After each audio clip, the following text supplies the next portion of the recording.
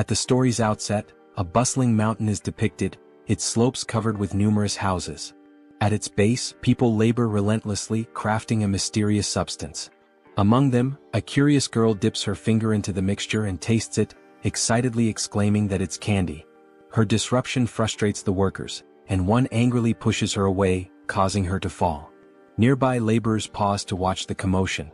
This is when we meet Li Huowang, the protagonist, who glares at the girl and snaps, "Foolish girl, this isn't candy, it's medicine." He mutters under his breath, "No matter how much you explain, they'll never understand." The girl stares at him blankly, her desire for the substance undeterred. The other workers seem strange, their behavior hinting at a lack of comprehension or morality. Madness seems to hang in the air. Suddenly, a sharp cry pierces the murmur of activity. Li Huowang turns to see a man grabbing a white-haired girl roughly. With a cruel laugh, the man sneers, "I want to play with your body," his intentions clear. The girl pleads, "Don't do this," her helplessness evident. Yet her cries only provoke grotesque laughter from those around them. Furious, Li Huowang picks up a tool and hurls it at the man, striking him on the head. The man yells in pain as the white-haired girl hides behind Li Huowang. Seething, the injured man growls, "You've made a huge mistake. When the master hears of this, you'll be dead." Unmoved, Li Huowang coldly replies, "I'm not afraid of the master. To me he's nothing." His boldness leaves everyone stunned. No one had ever spoken of the master with such defiance. The injured man sneers, warning, "You'll regret this." Before long, a guard arrives, his mere presence silencing the scene. Dressed in white, he announces, "The master has summoned Li Huowang." Wang is revealed to be the candy-obsessed girl. Ecstatic, she skips after the guard, convinced the master has called her to give her more candy. As they proceed, the white-haired girl clings to Li Huowang's clothes, pleading, "Don't go. It's too dangerous." But Li Huowang brushes her off, determined. The candy-obsessed girl remains blissfully unaware, humming and skipping along. As they leave the mountain, Li Huowang reflects on his anger, questioning why he let himself get so involved. His thoughts are interrupted when the girl playfully pushes him. Irritated, he grabs her hand and demands, "What is your problem?" She innocently asks, "Do you want candy?" Without responding, he accepts the substance she offers, knowing it's the medicine they've been making. They reach the master's domain, where a fire blazes beneath a massive pot. The master, a grotesque figure with bloody teeth, turns to them laughing. "You made me wait," he says, his voice dripping with malice. Suddenly, he grabs the candy-obsessed girl by the neck and hurls her into the boiling pot. She squeals, "Is this candy, master? Did you throw me in here to give me so much candy?" Even as her body is crushed and twisted, her delusion persists. Li Huowang watches in horror, paralyzed. The girl's screams echo as the master reduces her to a paste, her broken body fueling the fire. The realization hits Li Huowang like a blow. The medicine they've been making is crafted from human remains. Overcome, Li Huowang begins to whisper, "This isn't real. This is all a lie." Yet the stench from the cauldron rises, and the master inhales it with satisfaction, reveling in the twisted reality of their world. At the heart of the narrative, Li's persistent refrain, "This is all fake. Nothing is real," sets the tone for a startling turn of events. While muttering to himself, Li's words unintentionally catch the ear of his master, who misinterprets them as an insult, thinking Li has called him "fart master." Enraged, the master demands an explanation, shouting, "What did you say? What am I?" Li, lost in his own thoughts, continues murmuring, "This is all fake. This master's voice is fake." Frustrated by Li's apparent disregard, the master attacks him, furious at being ignored. But before the confrontation escalates, reality begins to unravel. Li's body starts to disappear, glowing with an intense green light, until the scene freezes entirely. The next moment, Li awakens in a hospital. Restrained and surrounded by silence, he hears only the rhythmic beeping of machines and his own heartbeat. He is alone in a stark room, his surroundings contrasting sharply with the chaotic hallucination he just experienced. It becomes clear that Li is hospitalized, and his condition takes the story in an unexpected direction. A doctor enters, asking Li about his latest hallucination. Li, distressed, describes witnessing horrifying events, a master crushing a girl into paste and turning her remains into medicine. Even as he recounts the vision, Li struggles to understand its meaning, questioning if there's a deeper connection or purpose behind these vivid, seemingly real experiences. The doctor listens attentively, documenting Li's account on a tablet, but dismisses Li's musings about justice and purpose. None of this is true, the doctor insists. Li, however, finds little solace in the familiar dismissal, his frustration evident. The doctor warns that Li must accept these visions as illusions to leave the hospital. Until then he will remain confined. It's revealed that Li is in a mental hospital, and his isolation weighs heavily on him. The doctor reiterates, when you stop seeing all this as real, you'll be able to leave.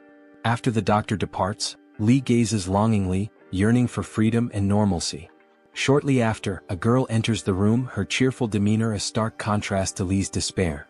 She overheard part of the doctor's words and optimistically tells Li, "You can leave the hospital soon." The girl, Nana, is Li's childhood friend. Her affectionate gaze and efforts to cheer him reveal her deep care for him. Smiling, Nana produces a surprise from her bag, Li's schoolbooks. She explains that the exams are 6 months away, and she convinced their teacher to lend the books so Li could study and stay on track. However, Li reacts with mock dismay, jokingly asking, "Is this a gift? What kind of gift is this?" Though playful, Li's resistance hints at his deeper struggles. Bored and confined, he finds little motivation, but Nana's presence seems to momentarily lift his spirits. As the scene unfolds, the story subtly intertwines hope with Li's ongoing battle against his haunting hallucinations and the confines of his reality. Now, Li's childhood friend Nana has brought schoolbooks from the teacher to help him prepare for his exams, allowing him to study while in the hospital. But instead of being happy about this, Li feels even more bored at the thought of studying. Nana, noticing his reaction, takes one of the books and playfully hits him on the head, saying, "Do you really think I'd only bring books to increase your stress? Do you think I'm such a bad friend?" She then smiles and pulls out a video game from her bag. Li, excited to take the game, reaches for it, but Nana teasingly pulls it away, saying, "First call me big sister, then I'll give it to you." Reluctantly, Li calls her big sister, leaning in close to her face to say it.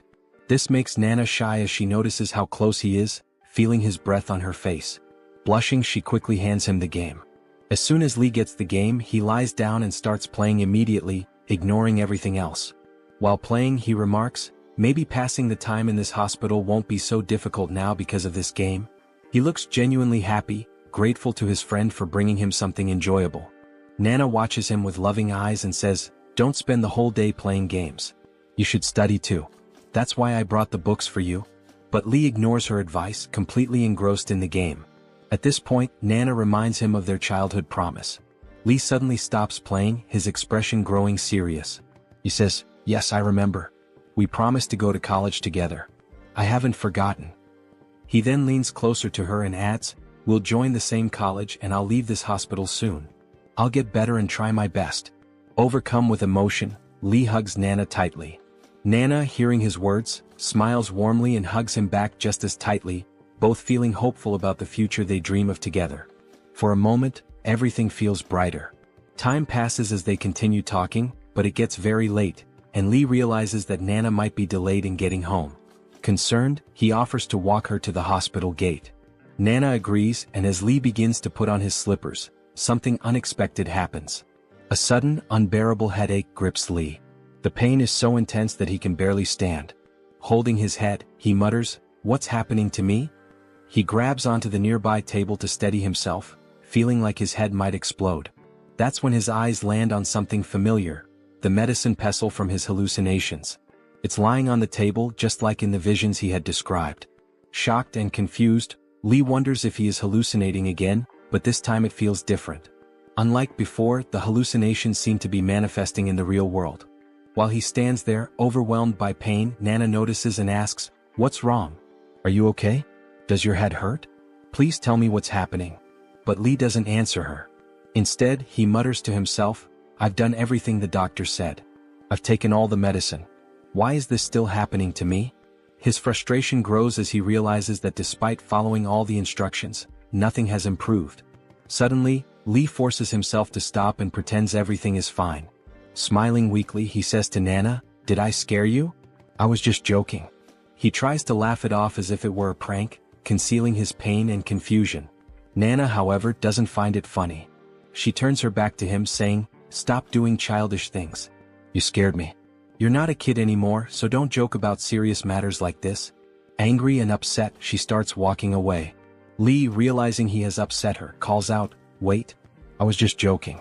Don't be mad at me. He looks back at the table to check if the pestle is still there, but it's gone. Confused, he wonders if it was just another hallucination.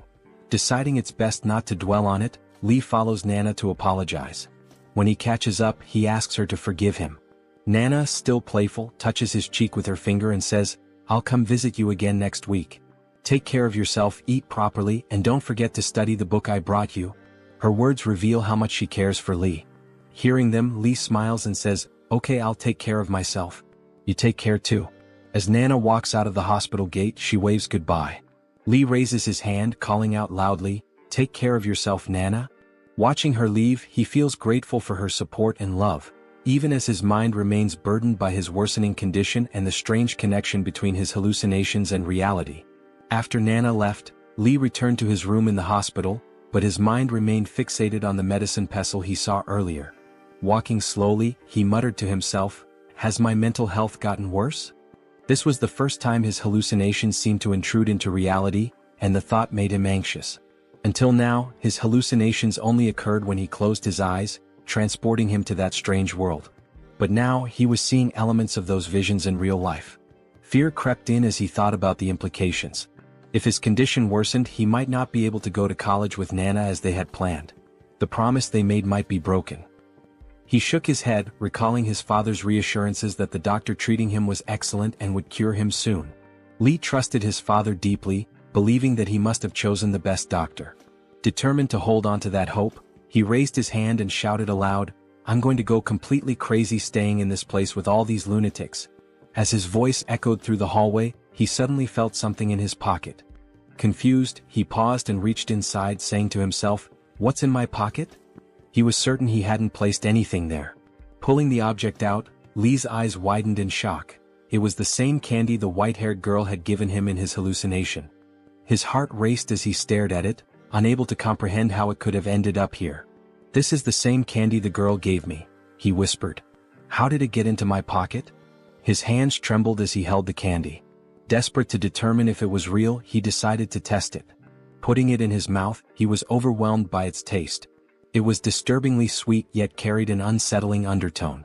His stomach churned as he remembered how that candy was made in the hallucination, by crushing humans into paste. Li's thoughts spiraled. If his hallucinations were manifesting in reality, what did that mean for his condition? He clutched the candy, now more desperate than ever for answers. If the doctor sees this, maybe he'll understand what's happening to me.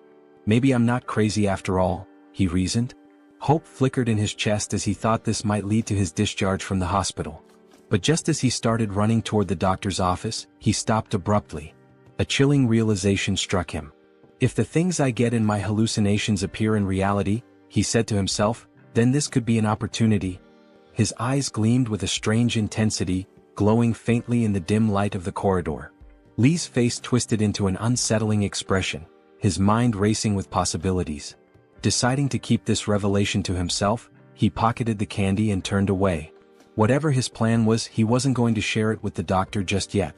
Later, we see Li in his hallucinatory world, shouting at the strange inhabitants, "Do you people have money? Silver?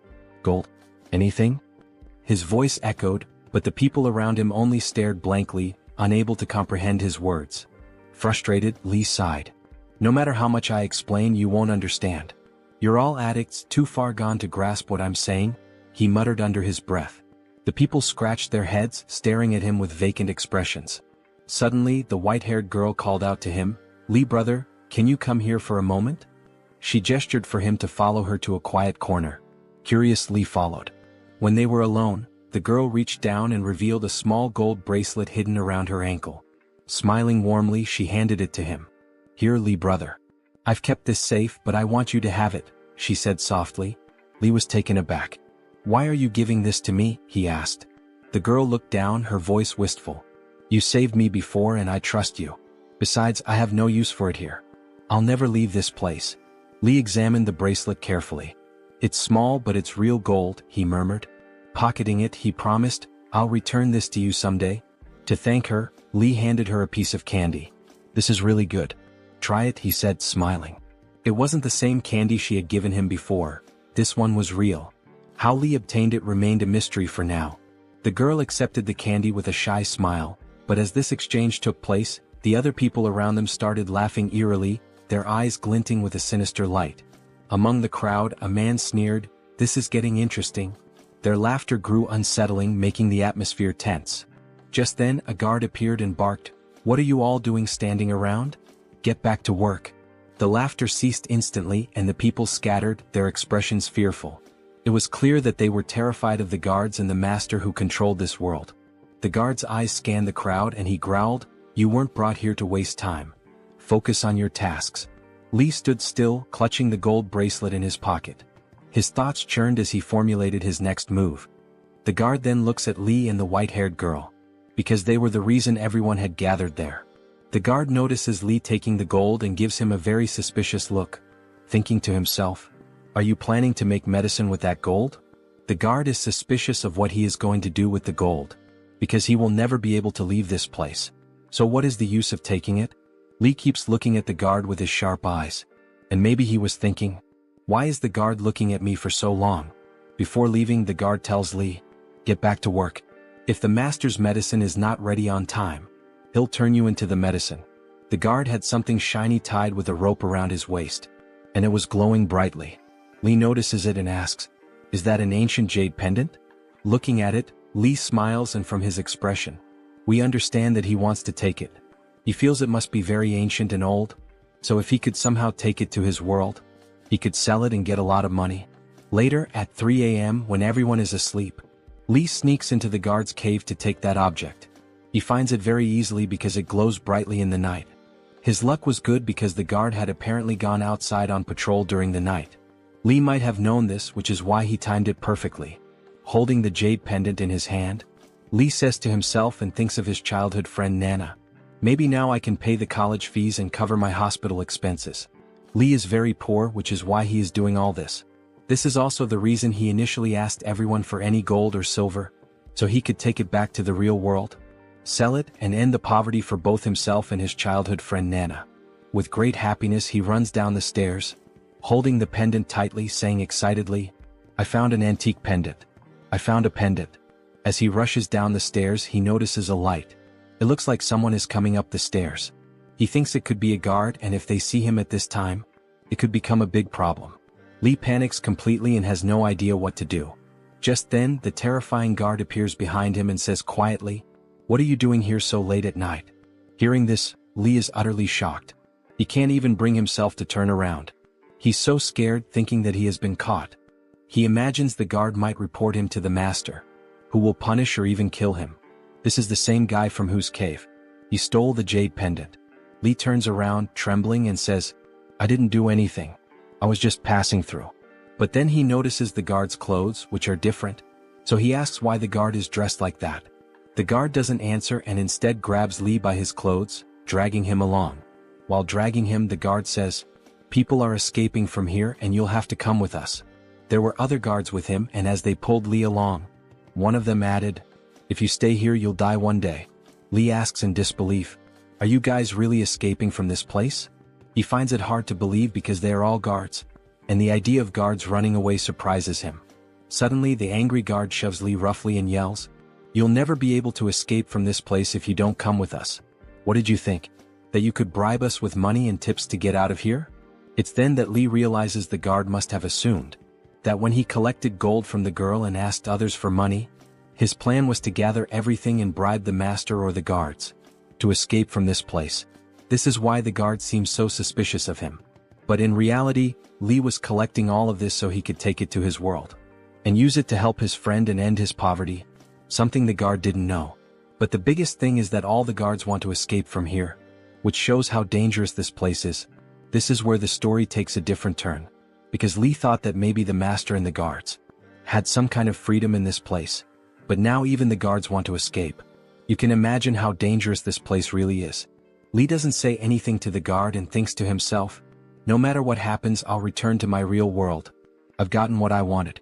He presses his eyes tightly, trying to hold back the emotions, to stay focused on the hospital. So Li acted this way because if he had stayed in that place, they might have taken him away, potentially leading to a fight. Anything could have occurred. That's why he came out of the hallucination, believing that by doing so, everything would stop, as it was his hallucination. Hence he closed his eyes and returned to the real world. When his eyes opened, it was nighttime and he found himself tied to the bed. Maybe the doctor was also asleep. Whenever Li closes his eyes, the doctor likely restrains him to prevent him from escaping. It's possible that while Li is trapped in his hallucinatory world, the doctor takes certain actions. This could explain why the doctor keeps him bound.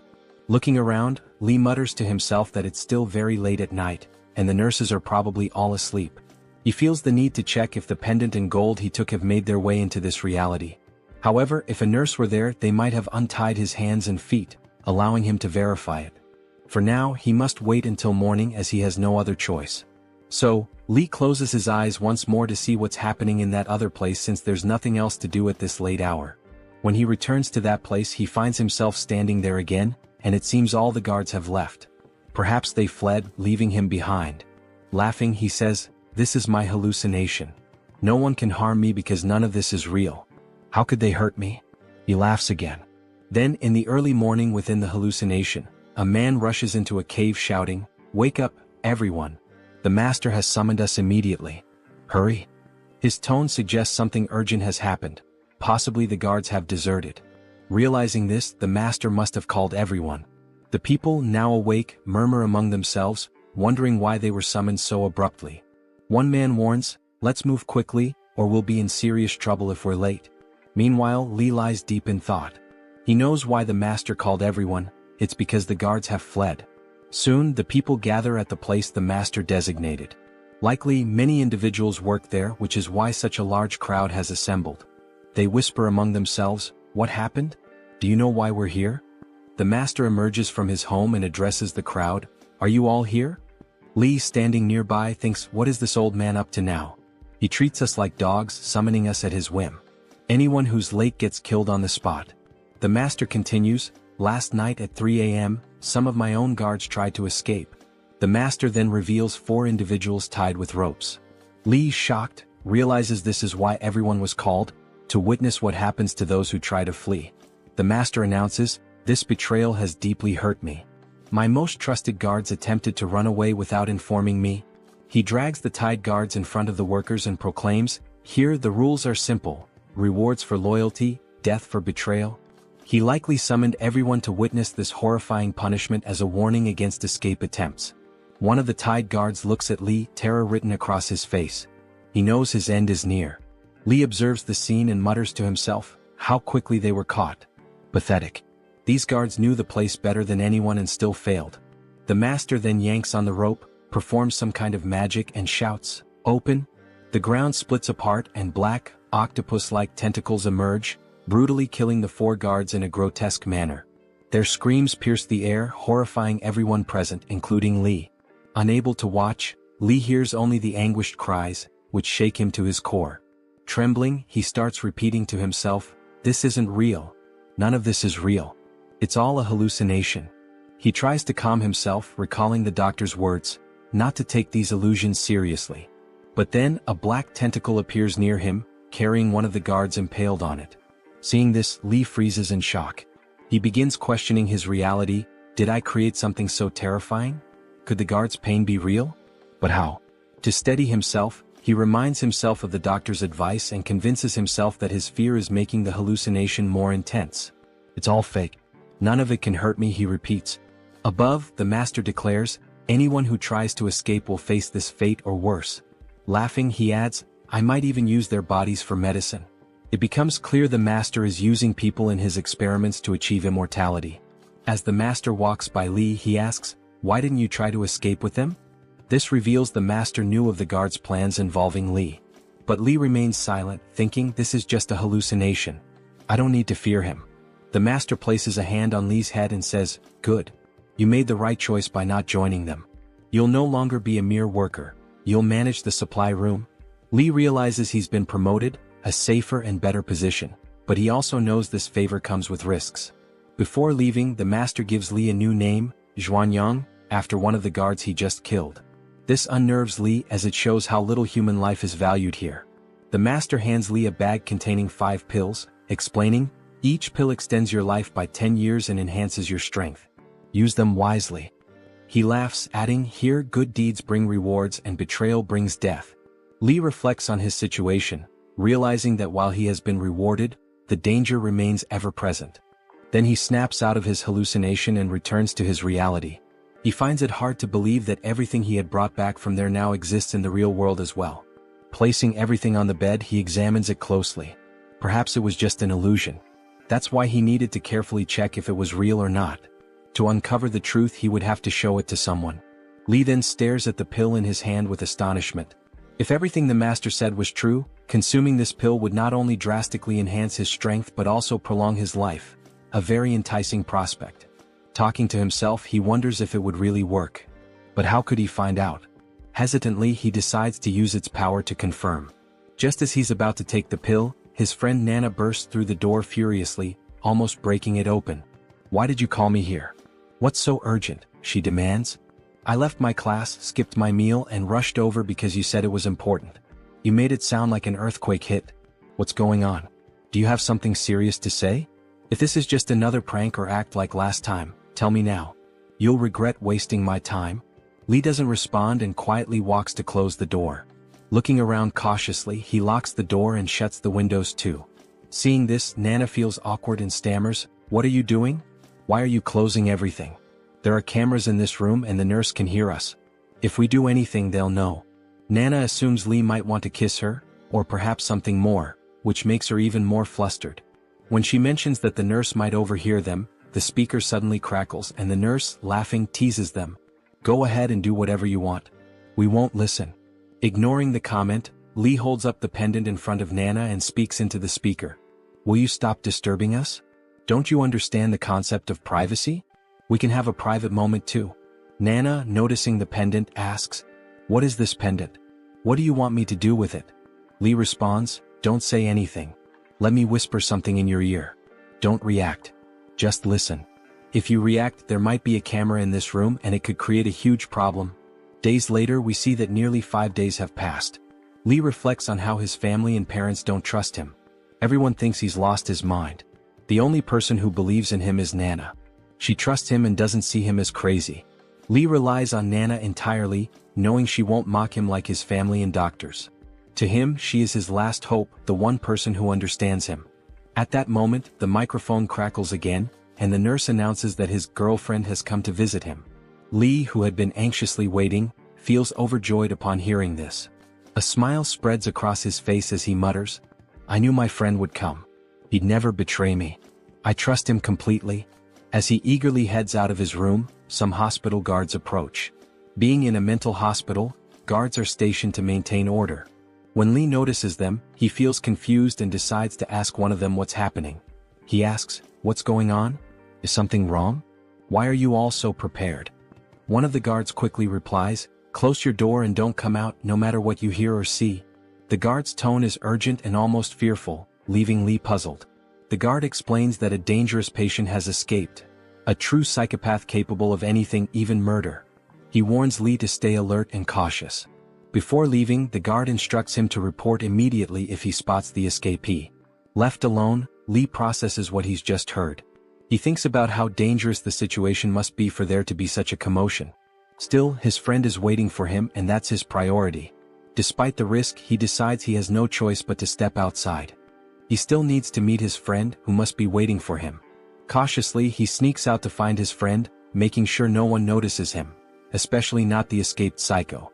If that lunatic spots him, it could spell big trouble since he is incredibly dangerous. Somehow, Li manages to slip out of the hospital and meet his friend in a secluded spot.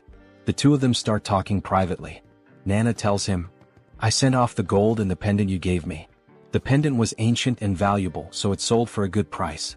But the gold was too light, so I didn't get much for it." Hearing this, Li runs a hand through his hair in a stylish manner and exclaims, "I knew it. I knew it. I'm not crazy." He then bursts into laughter, a sound unsettling and eerie. Suddenly, the atmosphere shifts and he begins experiencing hallucinations again. This time, however, he doesn't feel scared. He reasons that there must be a deeper meaning behind these events, or perhaps it's all real. This leads to a cascade of questions in his mind. What if it's not a hallucination? What if it's all truly happening? Could he really die there? And if he dies there, would he also die in the real world? Or perhaps, when he closes his eyes, he wakes up in another person's body, living in a different reality where everything is real and nothing is imagined. But all of this remains a mystery. Perhaps these answers lie ahead in the story. There's no need to worry, I'm not giving away any spoilers. In a burst of joy, Li hugs his friend Nana tightly. But in the panel shown in the manhwa, it's revealed that Li is actually hugging the white-haired girl from his hallucination. To Li, she appears vividly real, though no one else can see her. Caught in his delusion, he hugs her tightly, shouting over and over, "I'm not crazy, Nana. I'm not crazy." Nana, feeling awkward, says softly, "Let me down. I might fall." Li feels overjoyed, believing that everything from his strange reality is real, and that he may soon be able to leave the hospital. As they walk together, they continue talking. Li confidently declares, "My ability is real." Li discovers that he can bring anything from this other world into reality. Although he still believes that the world he visits is just a hallucination, he's convinced that his ability allows him to transfer items from there to the real world. He's certain that the world in his visions isn't real, but the objects he brings back definitely are. Excited, he shares his thoughts with Nana, asking, "Are you ready to become rich? We're going to be loaded with this ability, and our days of struggling will be over. But I have to be careful not to get caught while taking things unnoticed." In response, Nana punches him and snaps, "I don't care about being rich. Are you out of your mind? I only care about you. I want you to get better and be okay. That's all I want. I don't need a fortune. Promise me, Li. Even though you have this ability, you'll still go to your checkups and take your medication on time. Follow everything the doctor tells you, no excuses, no shortcuts. Promise me you won't do anything reckless." Li doesn't say anything but gazes at his friend with heartfelt admiration. In that moment, he realizes how much Nana truly cares for him. Money means nothing to her compared to his health and well-being. He softly promises her, "I'll continue my treatment. I'll take my medicines and follow the doctor's advice." Just as they are speaking, a terrifying man suddenly appears behind them. He grabs Nana and shoves her forcefully to the ground. It's the same dangerous patient the hospital guards have been searching for, a deranged psycho. Li freezes for a moment before screaming, "He's my friend. Don't hurt him. Let him go." Panicking, Li rushes forward, but the psycho grips Nana even tighter, causing her to cry out in pain. Her screams send a chill through the air. Just as Li is about to intervene, the crazed man strikes him on the head with a rock. Blood begins to pour from the wound, and Li collapses to the ground. In that critical moment, Li recalls the medicine that the master had given him during his hallucinations. If the pendant in gold were real, then the medicine must also exist. And with it, the strength and long life promised by the master. Seeing his friend Nana in tears, overcome with pain, Li feels his anger and emotions spiral out of control. Unable to hold back any longer, he grabs the pills. In the manhwa image, we see the determination reflected in Nana's eyes as Li swallows the medicine. The moment he consumes it, the atmosphere around him shifts dramatically. A surge of immense power courses through his body. The aura radiating from him is so intense that Nana is left stunned, unable to say a word, and even the psycho freezes in terror. As the crazed man begins to turn his head, Li reacts with lightning speed. He strikes the psycho hard in the face, sending him crashing to the ground. Li presses the man's face beneath his hand with such force that the bones crack, and blood begins to flow. Fueled by rage, Li tears the psycho's skin from his face and flings it aside, exposing raw flesh. The man screams in agony, the sound chilling and unbearable. At that moment, it becomes clear that Li has lost control. His mind, clouded by fury and despair over what had happened to his friend, no longer functions rationally. He continues to beat the psycho mercilessly, his eyes glowing red with rage. "How dare you touch my friend?" Li shouts. "Why did you hurt him?" Over and over he strikes the man, his voice filled with a mix of pain and vengeance. "How dare you ignore me? I told you to stop, but you didn't listen." His relentless assault reveals a frightening transformation. Li no longer seems human. He moves like a demon, devoid of empathy, his heart hardened with rage. By the time the hospital guards arrive, they are horrified by the scene. They struggle to restrain Li as he continues his relentless attack. Even as the guards pile on, it takes all their strength to finally pull him away. Li is chained down, his body radiating a terrifying power. The guards exchange wary glances, realizing this is no ordinary patient. The medicine had changed him. Though he wasn't a psycho before, the pills seemed to awaken something dark within him. Now restrained, it's clear that he can no longer be seen as normal. Li lets out a piercing scream. I only did this to protect my friend. I didn't do anything wrong. Let me go. I was just trying to protect him. Didn't you all see how much pain that man caused him? The doctor, standing in front of him, crosses his arms and says firmly, This wasn't just a fight, Li. No one fights like that. What you did was far beyond a simple fight. You didn't just defend yourself or your friend. You brutally attacked that psycho. You tore the skin off his face. Is this your idea of protection? What you did wasn't human. Only a psycho would act this way. And today it's clear, you're no different. In fact, you're worse. You're a demon in disguise. The doctor's voice grows colder as he steps closer. Now tell me the truth. How did you beat that man so viciously? Where did this power come from? You've been here for weeks. I've seen you struggling to eat. You were weak, barely able to move some days. So how all of a sudden do you have this kind of strength? What changed? What are you hiding? Li remains silent, avoiding the doctor's piercing gaze. His thoughts race. If I tell him, he'll think I'm even crazier. He'll punish me even more. The doctor, noticing Li's silence, narrows his eyes and says, Answer me, Li, properly. If you lie or refuse to speak, the consequences will be severe. You haven't seen my true nature yet. When my patients lie to me, I make sure they regret it deeply. I've been patient with you so far, but don't test me. If you don't speak up, I'll make your life here a living hell.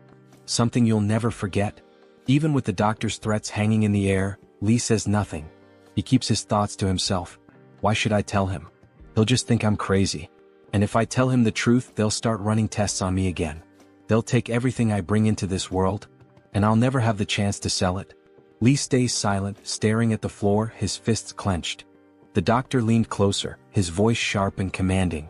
Are you listening to me? Close your eyes, he said firmly. Li hesitated, unsure of what the doctor intended. Refusing to comply, he stared back in defiance. The doctor's irritation flared. I told you to close your eyes, he barked. Reluctantly, Li finally began to close his eyes. As his eyelids shut, the world around him blurred and dissolved. And when he opened them again, he found himself in the hallucination world. A sense of relief washed over him, and he thought, maybe this is how it's meant to be. In the hospital, they're always talking to me, questioning me, doubting me. But here I'm free. Here no one can ask me questions. This is my escape. In this world, he saw a massive statue of an old man sitting in a meditative pose. Nearby stood his master, the one who always seemed to guide him in this strange place. His master spoke with authority, addressing a group gathered around him. Today we have a newcomer joining us, the master announced. Huowang, you'll be working with us from now on. If he makes any mistakes, forgive him. He's new here and doesn't yet understand this place or its work. But I trust that he will learn everything gradually. Beside Huowang stood another man, older and more experienced. The master continued, you'll be his senior. It's your responsibility to guide him, teach him about this place, and show him how things are done. Now, the master said with finality, it's time to rest. It's 9 o'clock. Let's have dinner and then call it a day. As the group began to disperse, Li noticed something odd. One of the men, standing next to the master, was staring at him with an intense, almost unnerving gaze. The man's piercing eyes seemed to hold some kind of knowledge about him. Li couldn't shake the feeling and thought to himself, why is this guy looking at me like that? Am I a girl or something? Is there something on my face? What's his deal? It was the first time Li had seen this man in the hallucination world, and they had no connection. So why the intense stare? Later, as Li and his assigned senior walked up a flight of stairs, Li broke the silence and asked, who was that guy staring at me back there? And why was he looking at me like that? The senior glanced at Li and answered, his name is Senior Brother Jin-kan. He's unique. You'll get used to him. Li learned from his senior that the man's name was Jin-kan. The senior continued, ever since Jin betrayed the master, there's only been one inner disciple, Brother Jin-kan. He's the master's most trusted confidant and handles all the important tasks. The master relies on him completely. Whoever you meet here, show them respect. Speak politely to everyone and don't act rudely. If you do, the master won't take it lightly. He's very strict when it comes to respect, so be mindful of that. As someone new to this world, Li appreciated the advice. He nodded and said, thanks for explaining everything. I'm new here and don't know much yet. Eager to contribute, Li asked, now that I'm the master's official disciple, what's my first task? What should I do next? His senior replied, For now, your main responsibility is to handle supply tasks around this place. Even though you're officially a disciple, you're not close to the master yet. If you want to earn his trust, you'll have to work hard and remain loyal to him. Always show respect. If you do well, the master might one day teach you the ultimate secret, immortality. Li's eyes widened with excitement at the mention of immortality. Immortality? He exclaimed. Can the master really teach me? When will he teach me? Tell me, please. His senior chuckled at Li's enthusiasm and said, Calm down. Right now, the master isn't going to teach you. He doesn't trust anyone easily. The only person he trusts is Jin Khan. If you want to learn about immortality, you'll first need to win the master's heart. That means working hard, proving your loyalty, and becoming an inner disciple. Even then, it's not guaranteed. Many people have tried and failed to earn his trust, and it often takes years. For now, forget about immortality. Focus on your current tasks. Maybe in 1 or 2 years, if you're persistent and loyal, the master will see your worth and begin teaching you. Li's amazement grew as he processed this information. He thought to himself, this place is truly incredible. So many hidden secrets lie here. If I could learn about immortality, it would change everything. After learning about the hidden wonders of the place, Li's curiosity grew insatiable. He wanted to uncover all the mysteries it held. However, his immediate focus remained clear. To bring something valuable from this world back to the real one. Not just to escape poverty for himself but to help his friends too. That thought consumed him. Then, his perspective shifted when he stumbled upon a place where medicines were made. He watched in horror as people were killed, their essence fueling the creation of magical substances. A large cauldron bubbled violently, and strange, shimmering ingredients were added to it. The master stood before the cauldron, opening it with a commanding gesture. Inside, the contents glowed as 2 magical medicines formed, one green and one red. Li was stunned. How foolish have I been? He thought. I was only thinking of taking money from this world, but these medicines hold unimaginable power. If I could take them to the real world, I could become invincible, maybe even immortal. The desire to take the medicines burned within him. He imagined harnessing their power to reshape his life, to protect his friends, and to achieve anything he desired. But then a troubling thought crossed his mind. What if I take the medicine without knowing its effects? What if it's too much for my body to handle? I could overdose and lose control, or worse, die. He realized he needed to tread carefully. First, he had to learn everything about the medicines and their powers. Determined, he resolved to focus on his current task, earning the master's trust. If he could do that, perhaps the master would teach him the secrets of immortality. As Li watched, the master transferred the magical medicines into bottles with a flick of his hand. His movements precise and almost hypnotic. Then the master turned to Li and said, If you're here for the supplies, go and bring them. The girl with the white hair. Li froze. His blood ran cold. The girl with the white hair? His master intended to use her, his friend, the one who called him brother, as a component in the cauldron. Li's mind raced. How could I do this? How could I betray her and bring her to die? He couldn't bring himself to even consider such a thing. But before he could respond, the master stepped closer, his tone growing sharp. Didn't you hear me? I said bring the supplies. Feeling trapped, Li closed his eyes tightly, unable to face the situation. He willed himself to return to his real world, desperate to escape the impossible choice. When he opened his eyes, he found himself back in the hospital. Standing before him were the doctor and his mother, their faces filled with concern. Mom? Li asked, surprised. What are you doing here?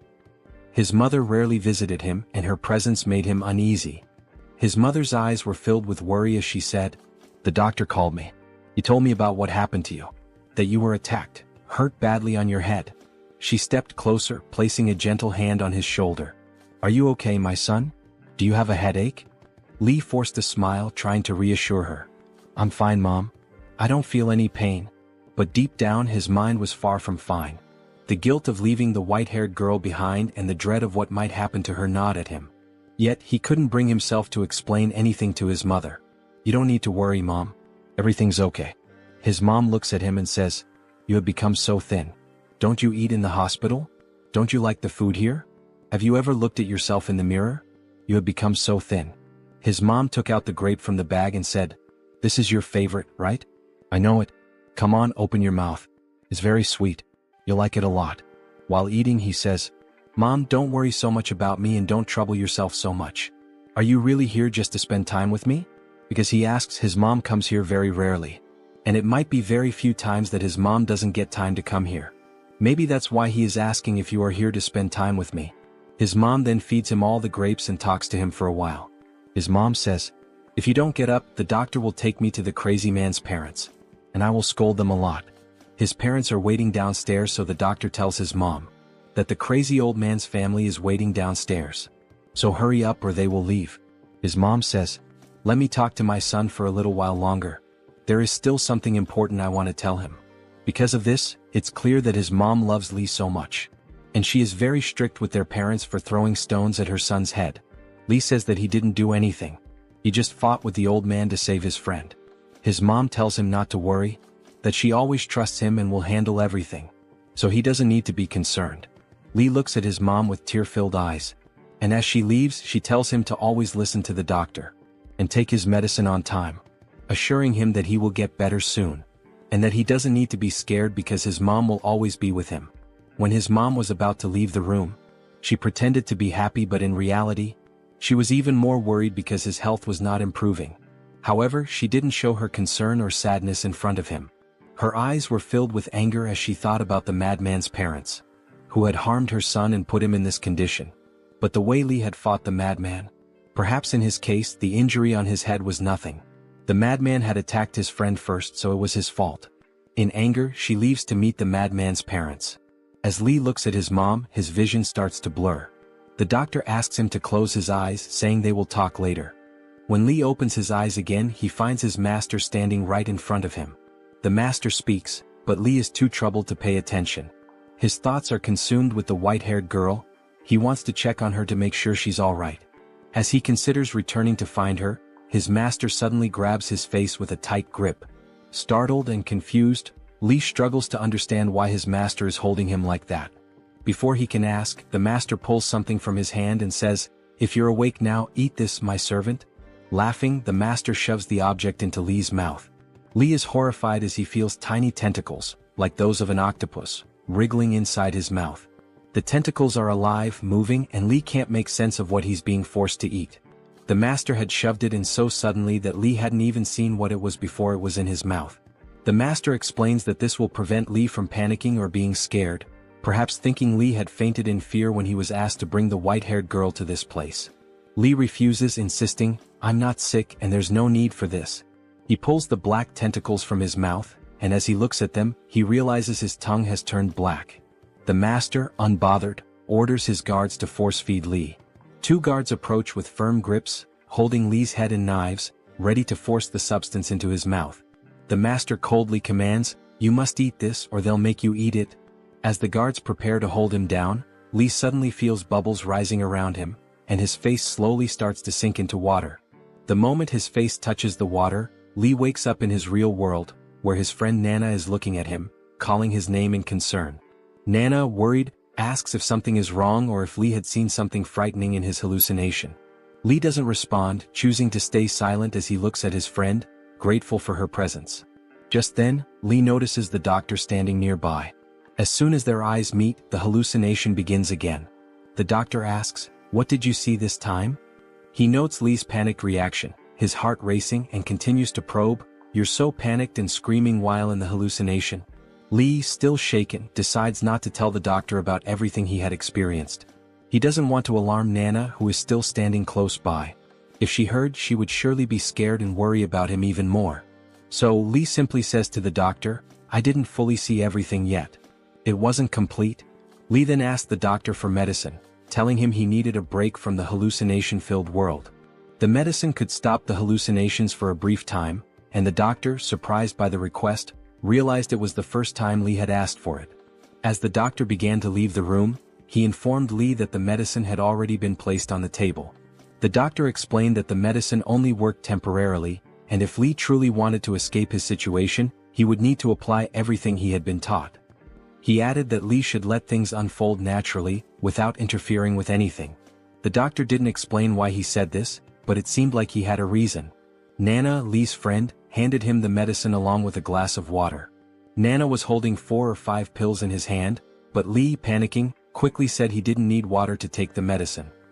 He insisted, just give me the medicine. As Li took the pills, he started hallucinating again, and saliva began to drip from his mouth. When Li swallowed the medicine, a black liquid began leaking from his mouth, something he could only see in his hallucination.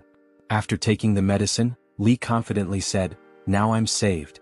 After this, I won't have any more hallucinations." Upon hearing this, his friend became very anxious and asked what he meant by that. He asked if something terrible had happened to Li during the hallucination. His friend was deeply concerned, wondering if the hallucination had caused something horrible to happen to Li. Li didn't want to reveal the truth, but trying to calm his friend, he laughed and said, "It was just some crazy guy trying to feed me something disgusting and talking nonsense." He laughed it off, pretending everything was fine.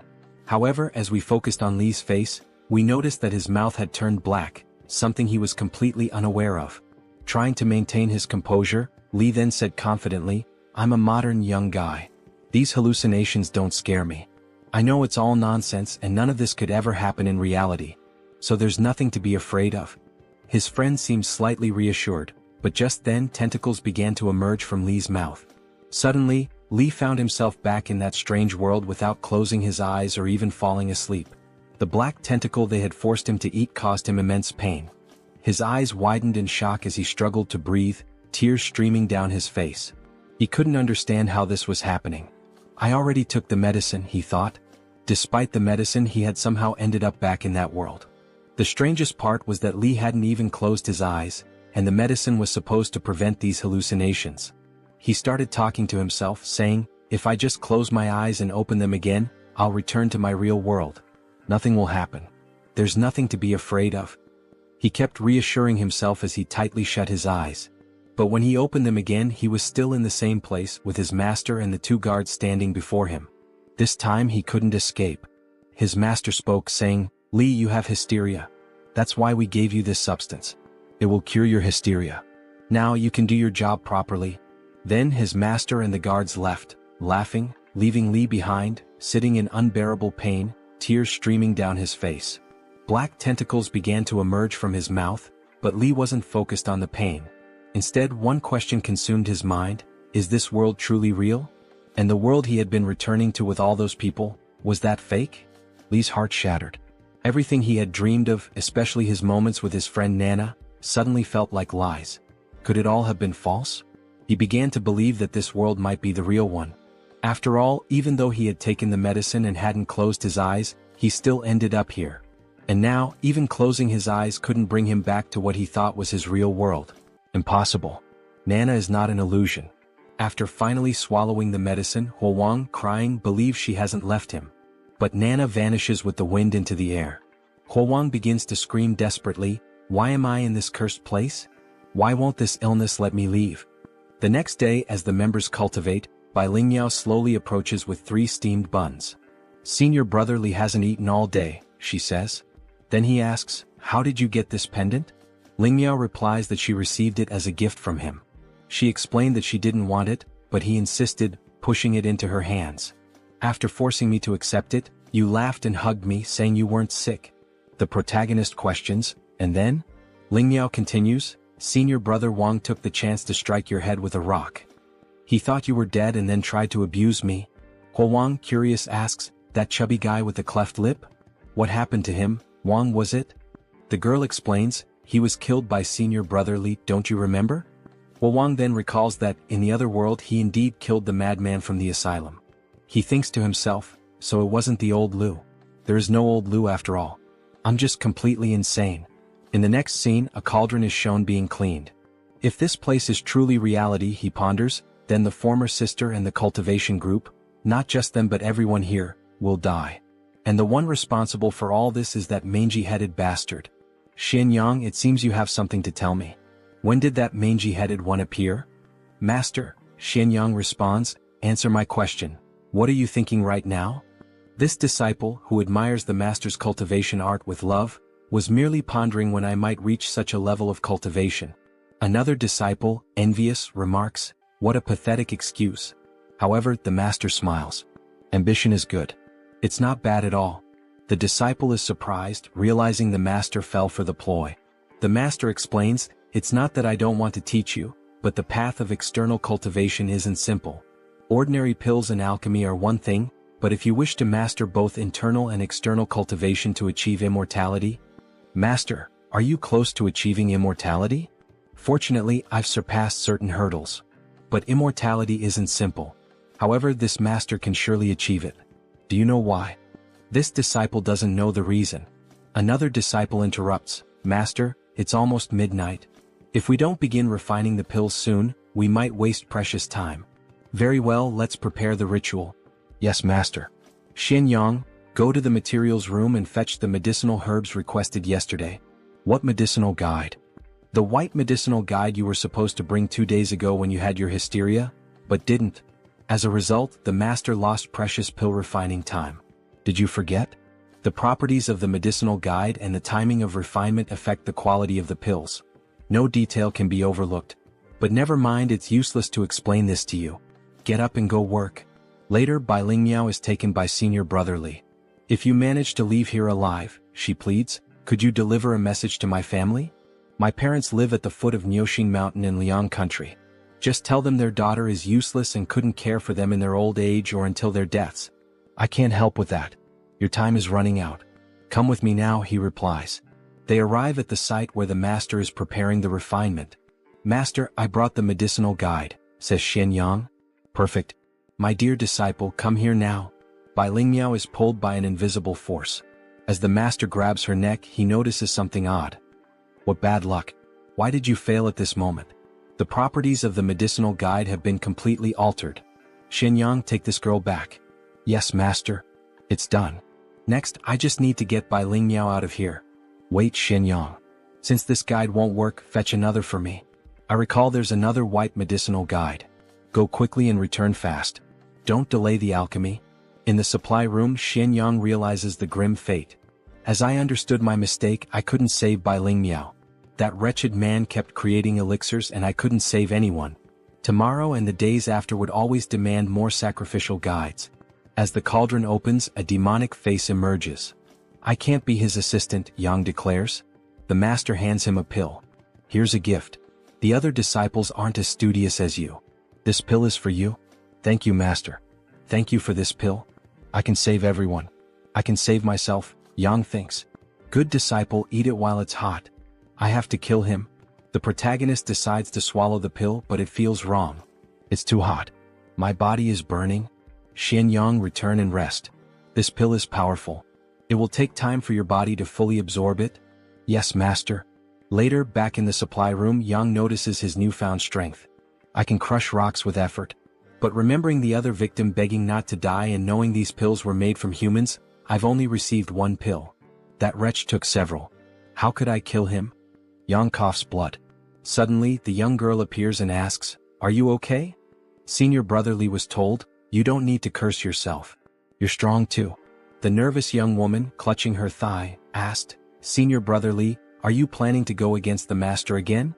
Should keep your voice down. Are you saying you came here just for me? He might see what's happening here, Li replied. It's fine, senior brother, she assured him. Today is the day Master Yu goes to the market. The master can't hear us now. Meanwhile, the other workers thought the protagonist was retrieving more medicinal guides. We're doomed, they murmured. As Li suspected, everyone now saw Yang as an accomplice of the bald bastard. This place isn't safe. Let's move to another location, he said, pulling the girl by the hand. A young boy observed them silently from a distance. Now you can continue. What were you saying earlier about the old Master Yu? Li asked. The old Master Yu? It's something you can't see or feel. My grandfather once told me that only high-level practitioners can summon it. Anyway, the old Master Yu goes to the market on the 1st and 15th days of every month, she explained. So the old master goes to the market on those 2 days? In other words, during those days, the bald bastard can't monitor our lives in the temple. That's valuable information, Li remarked. The girl pressed, anyway, senior brother Li, let's get back to business. Do you really want to go against the master again? Of course I do. If I could, I'd eat his flesh and drink his blood, he replied with venom. Then count me in on this mission. I want to help too, the young woman said determinedly. Suddenly, a boy holding a piece of bread said, count me in as well. Senior brother Li, you might not remember me. I'm just a nameless child born and raised here. You can call me Guo. Here, senior brother and senior sister, take this bread, he offered. Were you eavesdropping on us? The girl demanded. No, I wouldn't dare. I only came looking for senior brother Li for protection and happened to overhear the last words senior sister said. He stammered. You don't know anything about this. How can we trust you if you want to join us? I admire senior brother Li, isn't that reason enough to join? Guo asked earnestly. Xianyang, wasn't your group formed in the same way at the beginning? Li asked. Guo, aren't you afraid of me? How could I be afraid? Senior brother Li's actions were inevitable too, Guo replied. Fine, you can join us. We're counting on you, Guo. Don't regret it, Li said. The protagonist reflected.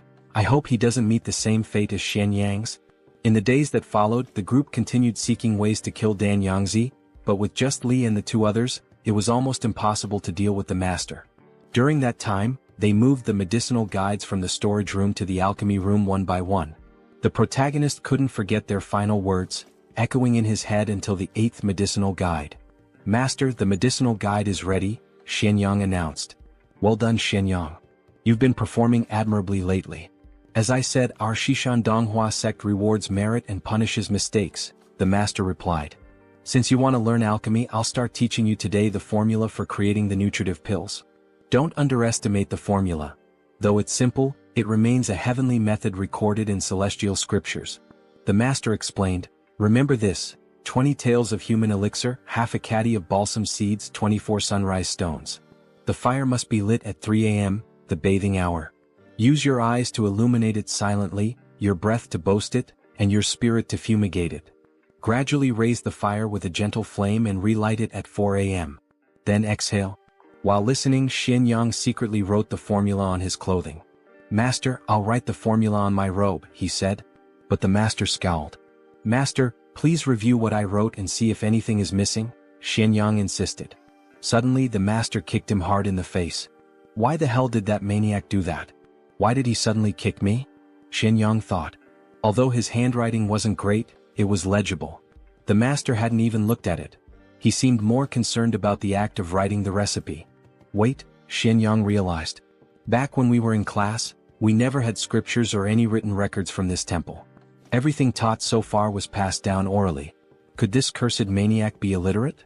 If he can't read, then who read the celestial book he claims to follow? Another disciple approached. I didn't expect this, Xianyang. The master is willing to share the celestial book's formula with you. He must truly value you. Senior brother Zhengkuan, this is the master's way of showing his favor, Xianyang said carefully. But Zhengkuan, angered, punched Xianyang in the ribs. Who do you think you are? He growled. Bruised but undeterred, Xianyang smirked. The master recognizes my efforts in cultivation. Perhaps you're just not good enough, senior brother Zhengkuan. Infuriated, Zhengkuan channeled magic into his hand and struck Xianyang with such force that the impact echoed throughout the temple. Time passed. Zhengkuan sneered, Junior brother Xianyang, why are you so disobedient? If it weren't for the master's pills, you'd be dead by now. Didn't I tell you not to provoke Zhengkuan? Why do you keep doing it? As the days continued, Xianyang's suspicions about the master and his twisted methods deepened.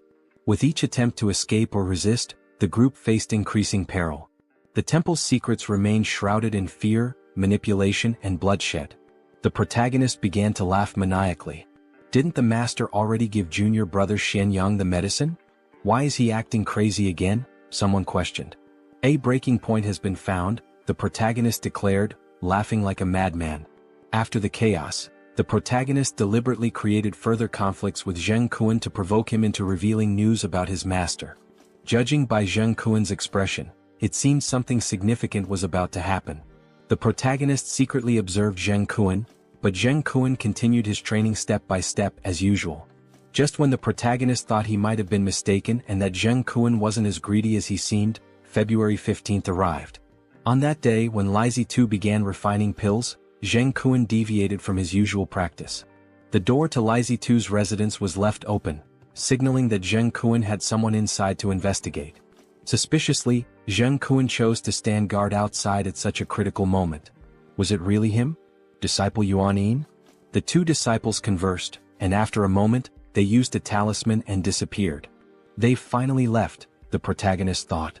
The restriction on the room must have been lifted by Zhengkuan and his group. Now is my chance to enter. Inside, the protagonist grimaced. Tish, this place reeks like the stench of rotting rats.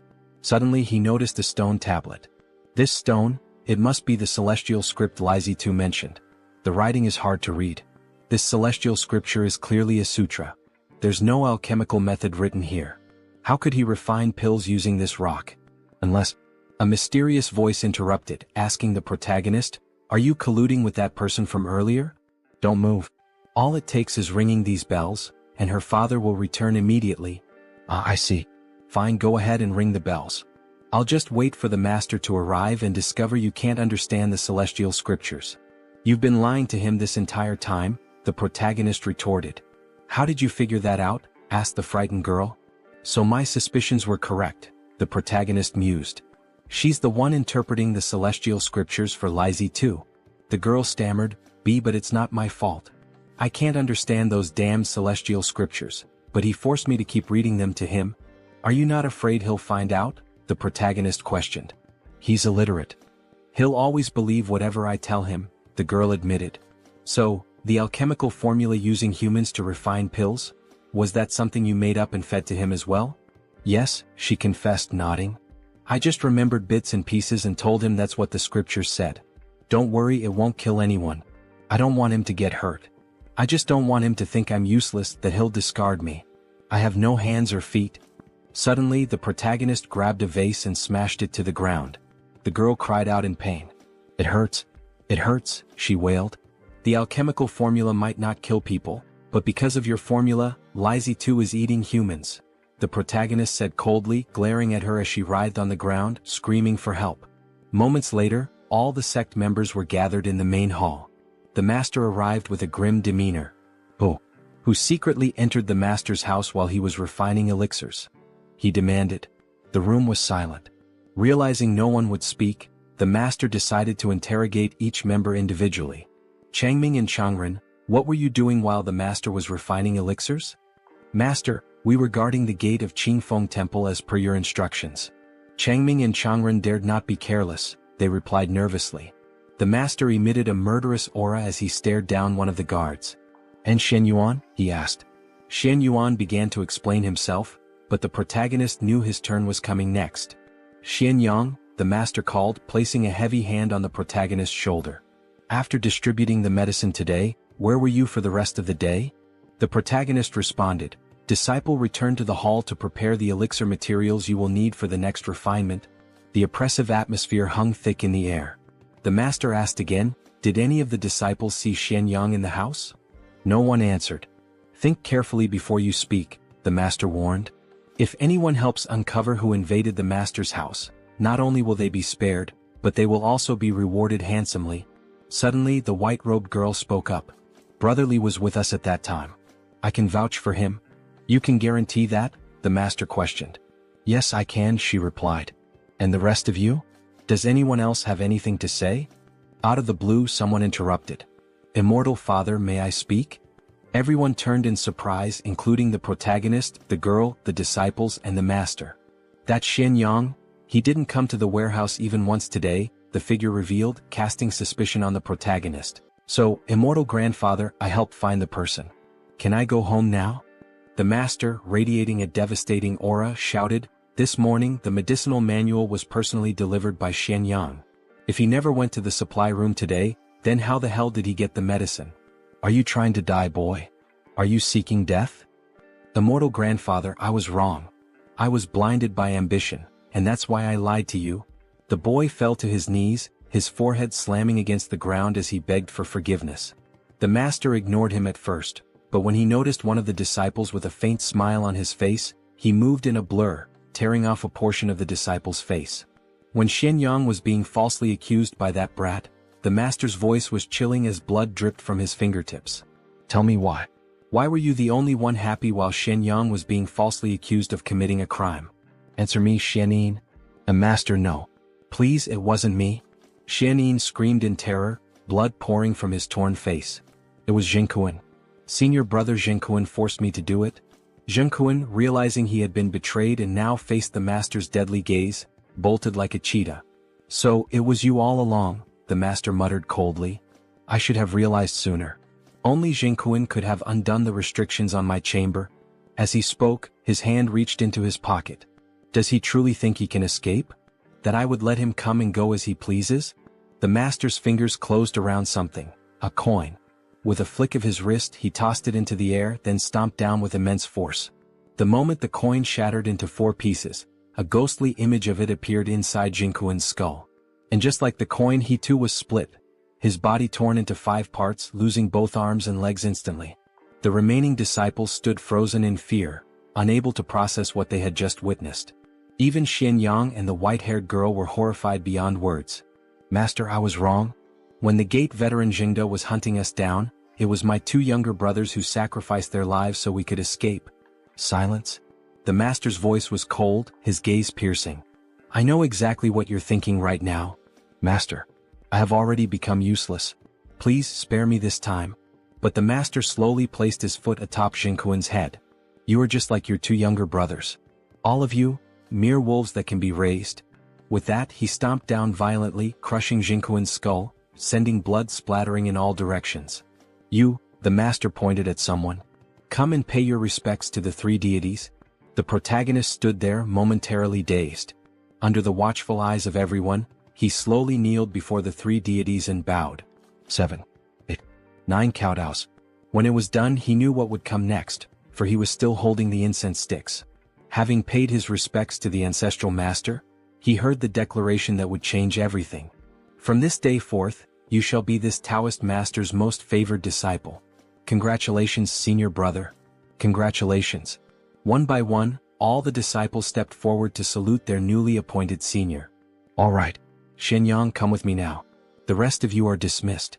The moment had finally arrived. Don't worry, you damned bald-headed fool. I will help you achieve your goal of immortality. The scene shifted. They were once again heading toward the sacred scriptures. I recall that you can read, can you not, Xianyang? Yes, master. Good. It is good that you can read. The master then began to weave his magic. The sound of cords slicing through the air echoed in Dan Yangzi's chamber as black threads that had once bound the stone tablet unraveled, slithering into his sleeve like writhing black serpents. At that moment, the sacred text was fully revealed before the protagonist. Come here. Take a look at the sacred scriptures. Can you read what is written here? Yes, master. That airhead completely made up all those previous cultivation methods to achieve immortality. If the protagonist couldn't keep up, he feared his secret would be exposed. So instead, he would rather tear everything down himself. The disciple seems to understand, the master mused while analyzing the stone tablet. Stop whining and tell me everything you see. Master, in these scriptures, why isn't the recipe for the blood-nourishing elixir here? The one you taught me last time? The protagonist continued, Master, you said that to become an immortal, one must refine both internal and external pills. But the method for refining internal pills, it's not here. What?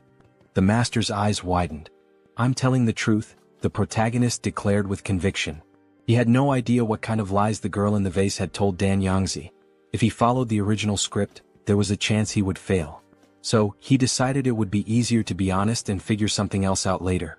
Besides, it wasn't even a lie. It was the truth. The entire method to become an immortal was nothing more than a fabricated story the girl in the vase had invented. Naturally, he would create his own fabricated story and method as well. This stone tablet records a technique for cultivating internal strength. It says here that on the eve of the new year, one can use various external pills alongside this technique to capture a portion of the spiritual energy that the heavens release into the mortal realm. We can then absorb it and use it to ascend to immortality. Li Huowang stared at the stone tablet, his voice unwavering, speaking each word with such confidence that it sounded like absolute truth. A cultivation technique? It also requires external elixirs, the master asked. There seem to be multiple types of pills, the protagonist responded.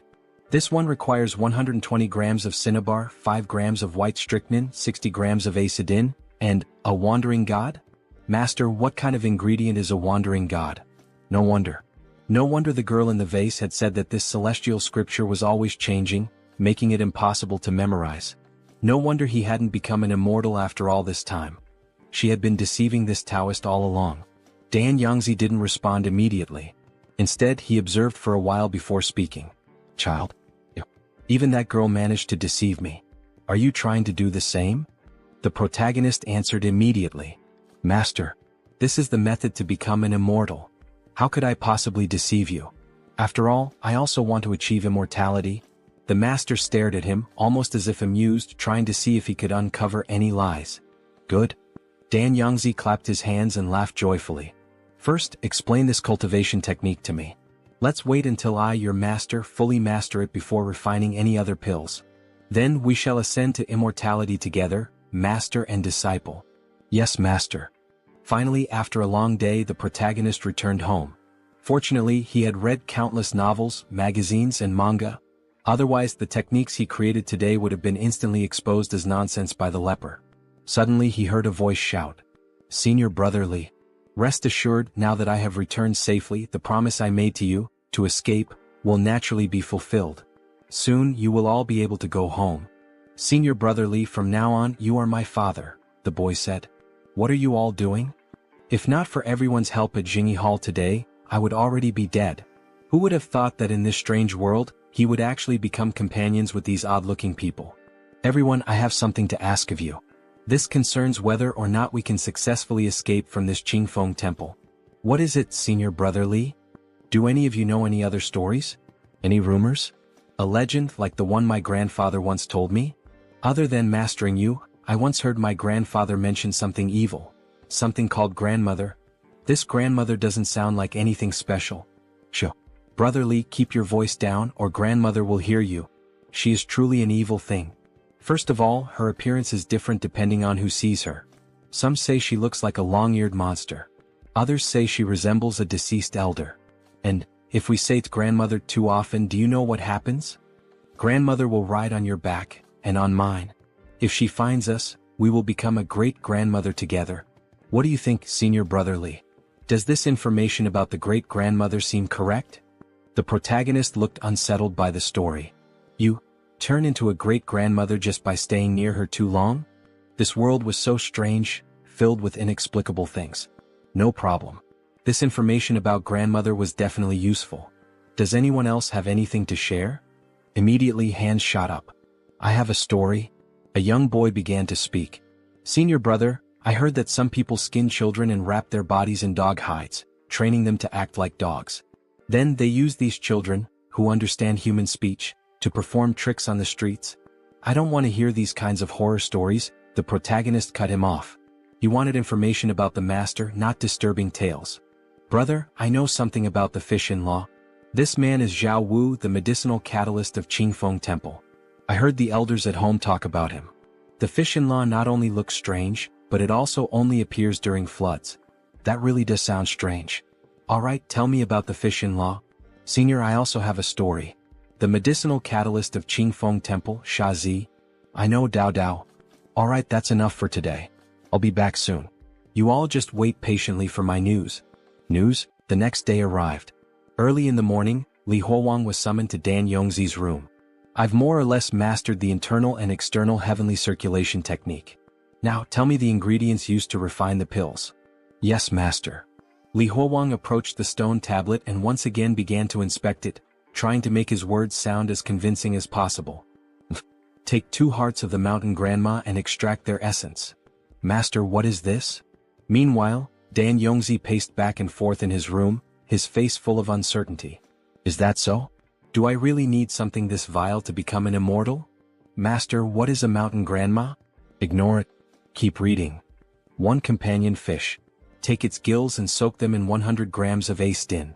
Li Huowang combined his own knowledge with Xiaowu's, carefully crafting an incredibly believable pill recipe. It had taken him the entire night to consolidate all the information. After he finished reading the fake pill's ingredients aloud, Dan Yongzi unexpectedly grew excited, muttering to himself. Once he compiled and analyzed the ingredients in his mind, he was stunned. "Yes, that's right. A-stin is naturally cold, so it must be balanced with something of a hot property like a companion fish. This is incredible. And to think we would need the hearts of mountain grandmas to refine a pill. Why did I never think of this before? Since humans can be refined into pills, then it stands to reason that evil beings like these could also be used for the same purpose." Dan Yongzi reasoned with himself, trying to justify the ingredients. Li Huowang realized that Dan Yongzi could be extremely intelligent at times, yet utterly foolish at others. He never trusted anyone but himself. Ultimately, everything came down to superstition. In a world without gods or demons, being superstitious would be considered foolish. But even in a world full of supernatural beings, being overly superstitious was still foolish. Just then, Dan Yongzi reached into his sleeve and pulled out a bronze handbell with a noticeable dent. Li Huowang immediately recognized its resemblance to the bells used to control zombies in movies he had seen before. Dan Yongzi shook the bell violently, and a piercing sound rang out. It was so loud that Li Huowang felt as if his head would split apart from the pain. He barely had the strength to close his ears and grit his teeth. At the same time, he realized that the bell affected not just his hearing, but also his vision. Everything around him twisted and distorted, as though the entire world were being shaken.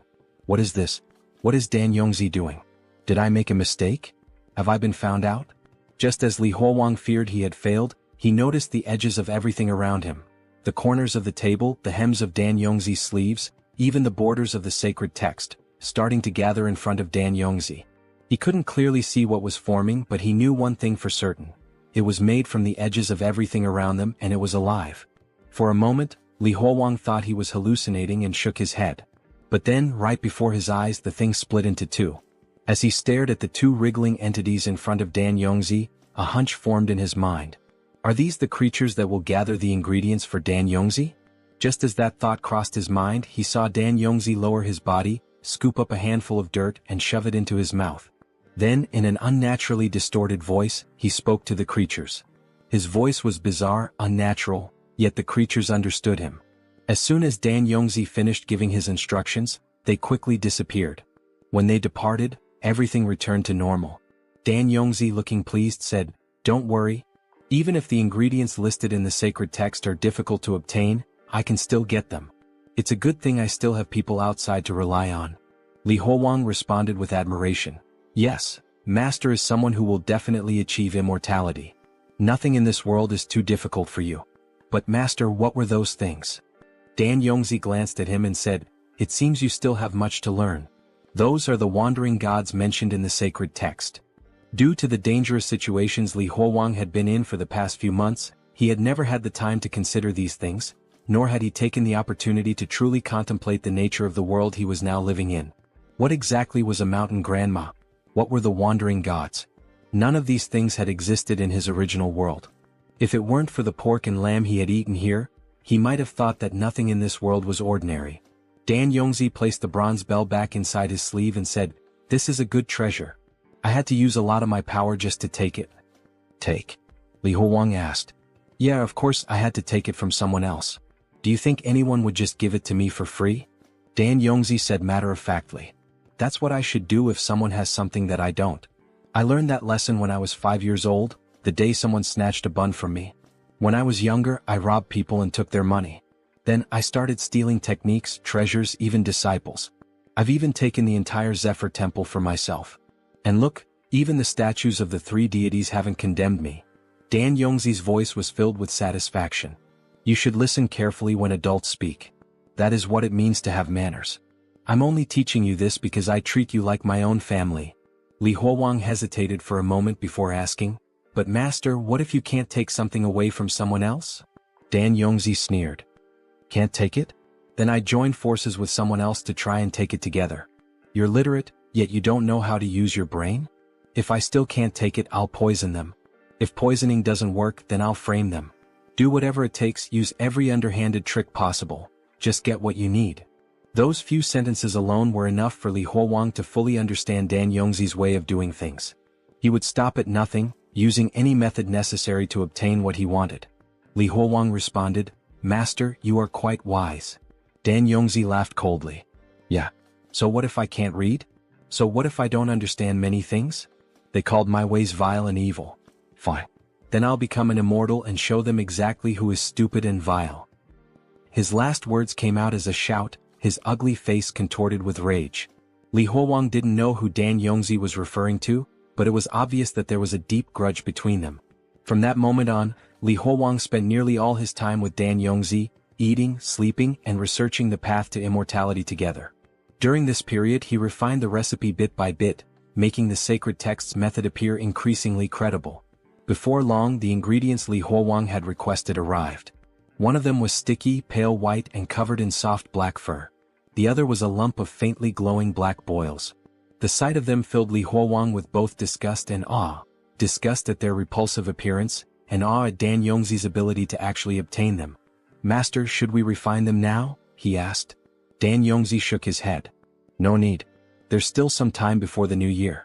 Let's have our New Year's Eve meal first." Li Huowang was momentarily stunned by these words. A New Year's Eve meal? Was this some kind of tradition? Without hesitation, he followed Dan Yongzi out of the pill refinement room, making their way to the cave where meals were typically eaten. The other three disciples, Chang Ming, Chang Ren and Xian Yuan, were already there waiting. When Dan Yongzi saw the empty table, his expression darkened. "Why have you not set places for the deceased disciples? Hurry and prepare their utensils. We must welcome them properly for the New Year celebration." Soon each dead disciple had their own set of utensils, placed neatly at the round table. Only then did Dan Yongzi's expression soften with approval. He took his seat at the head of the table while Li Huowang sat to his right. The left side remained empty. That seat was reserved for Jiang Kuan. "Bring out the dumplings." Assistants entered carrying a steaming plate of dumplings. The fragrant aroma filled the cave as they carefully used metal spoons to place the dumplings into everyone's bowls, including the ones prepared for the deceased disciples. Dan Yongzi chuckled. "Ho ho, the new year is almost here. Relax and eat." Despite his words, no one touched their food until Dan Yongzi took the first bite. He picked up a white dumpling with his chopsticks and placed it into his mouth, chewing with satisfaction. The pork lard and chives blend together quite well. He suddenly paused, biting down on something hard. "What's this? Coin? Ah, a sign of good luck." Li Huowang stared at the dumplings in his bowl for a long moment before finally taking a bite himself. Dan Yongzi watched him eat and grinned. "You all are lucky being able to enjoy dumplings like this. When I was your age, I didn't even know what dumplings looked like. I had only ever heard of how delicious they were. Then one year, during a New Year celebration, I caught a whiff of an amazing aroma coming from someone's house. That was the first time I saw dumplings. I didn't even bother playing with their beautiful daughter that day. I simply cut her down and went straight for the dumplings cooking on the stove. I must have eaten at least 1/2 kilogram of them. Back then the stuffing was the same, pork lard and chives." The other disciples only smiled weakly at the story, while Li Huowang quietly stuffed his cheeks with food. Dan Yongzi noticed the tears welling up at the corners of Li Huowang's eyes and sighed. Without saying a word, he picked up his own bowl and placed it in front of Li Huowang, giving him his share of dumplings. "Sigh. Looks like you've had a tough life too. Eat slowly. Don't choke." The New Year's Eve dinner of 5 continued, the only sound in the cave being the clinking of bowls and chopsticks. Just when Li Huowang thought they would move on to refining pills, he saw Dan Yongzi pull out a stack of red envelopes from his sleeve, handing them out to each disciple, including the dead ones. "Come now, the new year is almost here. Place them under your pillows." Dan Yongzi sighed as he watched them take the envelopes.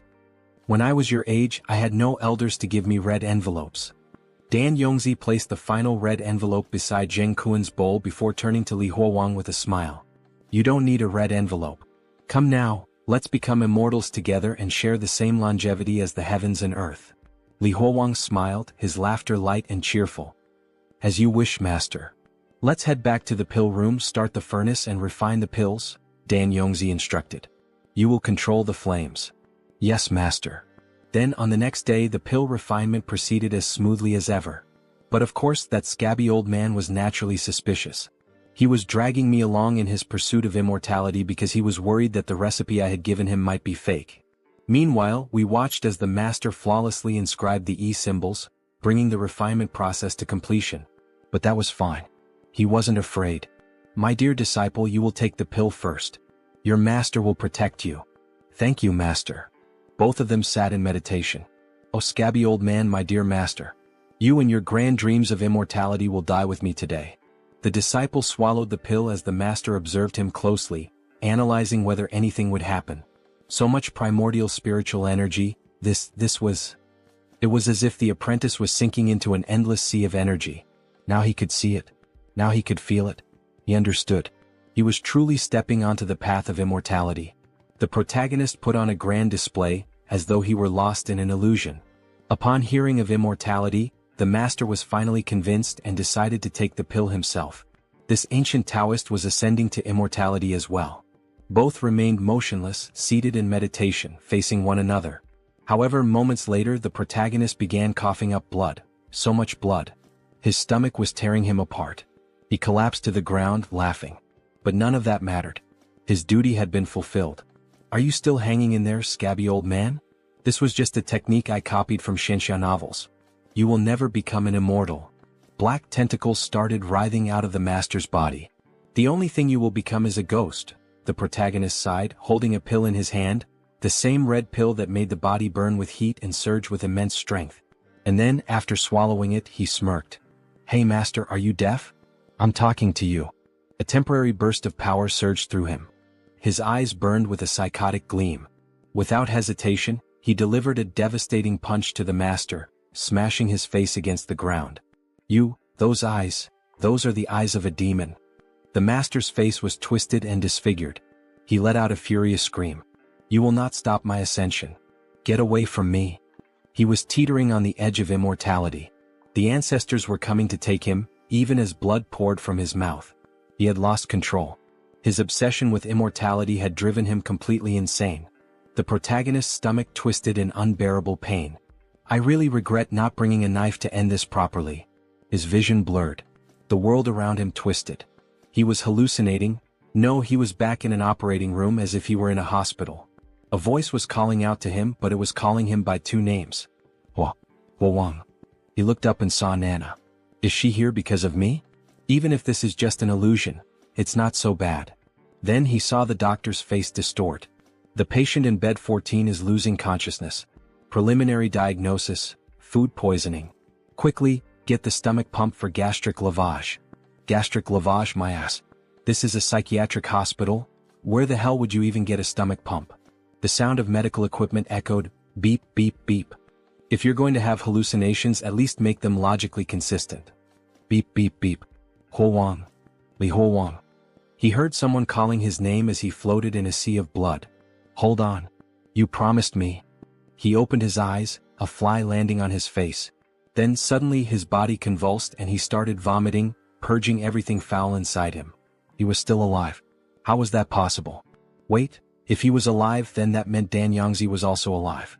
But when he turned around, what he saw was beyond insane. What the fuck? What the actual fuck am I looking at? 3 flowers gathered at the crown of the head, ascending to immortality? He saw his master, body completely disfigured, with angelic wings and multiple eyes. So this is how it feels, so this is what it is. So this is what it truly is. It turns out, this was the truth of the Tao cultivation. I understand it now. The cultivation of the Tao. I understand it now. He kept repeating the phrase over and over. But then, the monstrous structure that his master had become suddenly exploded, unleashing a gruesome rain of blood, scattering flesh and gore in all directions, leaving the protagonist completely drenched in red. Even he was stunned by the sheer amount of blood. But amidst the carnage, something caught his eye on the ground. A piece of the master's face. And then he started laughing hysterically. He. So it's official now. Li Huowang is really dead, right? But, why wasn't the protagonist dead as well? Those hallucinations, what were they really?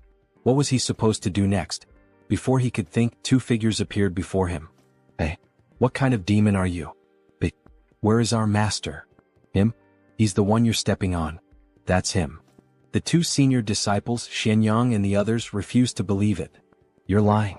The master wouldn't die. Look at this face. He's really dead. Li Huowang had slaughtered countless people in his lifetime. He should have died long ago. But that wasn't why I killed him. It was purely personal resentment. Before he could finish speaking, the 2 disciples turned and bolted. At least let me finish before you run off. The protagonist rang the bell, calling out. Everyone gather here. Li Huowang is dead. You're all free to go home now. The others stared at him in disbelief. That piece of skin, was that really Li Huowang? No doubt about it. It was him. Let's hurry. Run, follow us. We can finally go home. Everyone leave now. Dan Yangzi is dead. We can all return home and celebrate the new year. Li Huowang is dead. Where are you all from, brothers?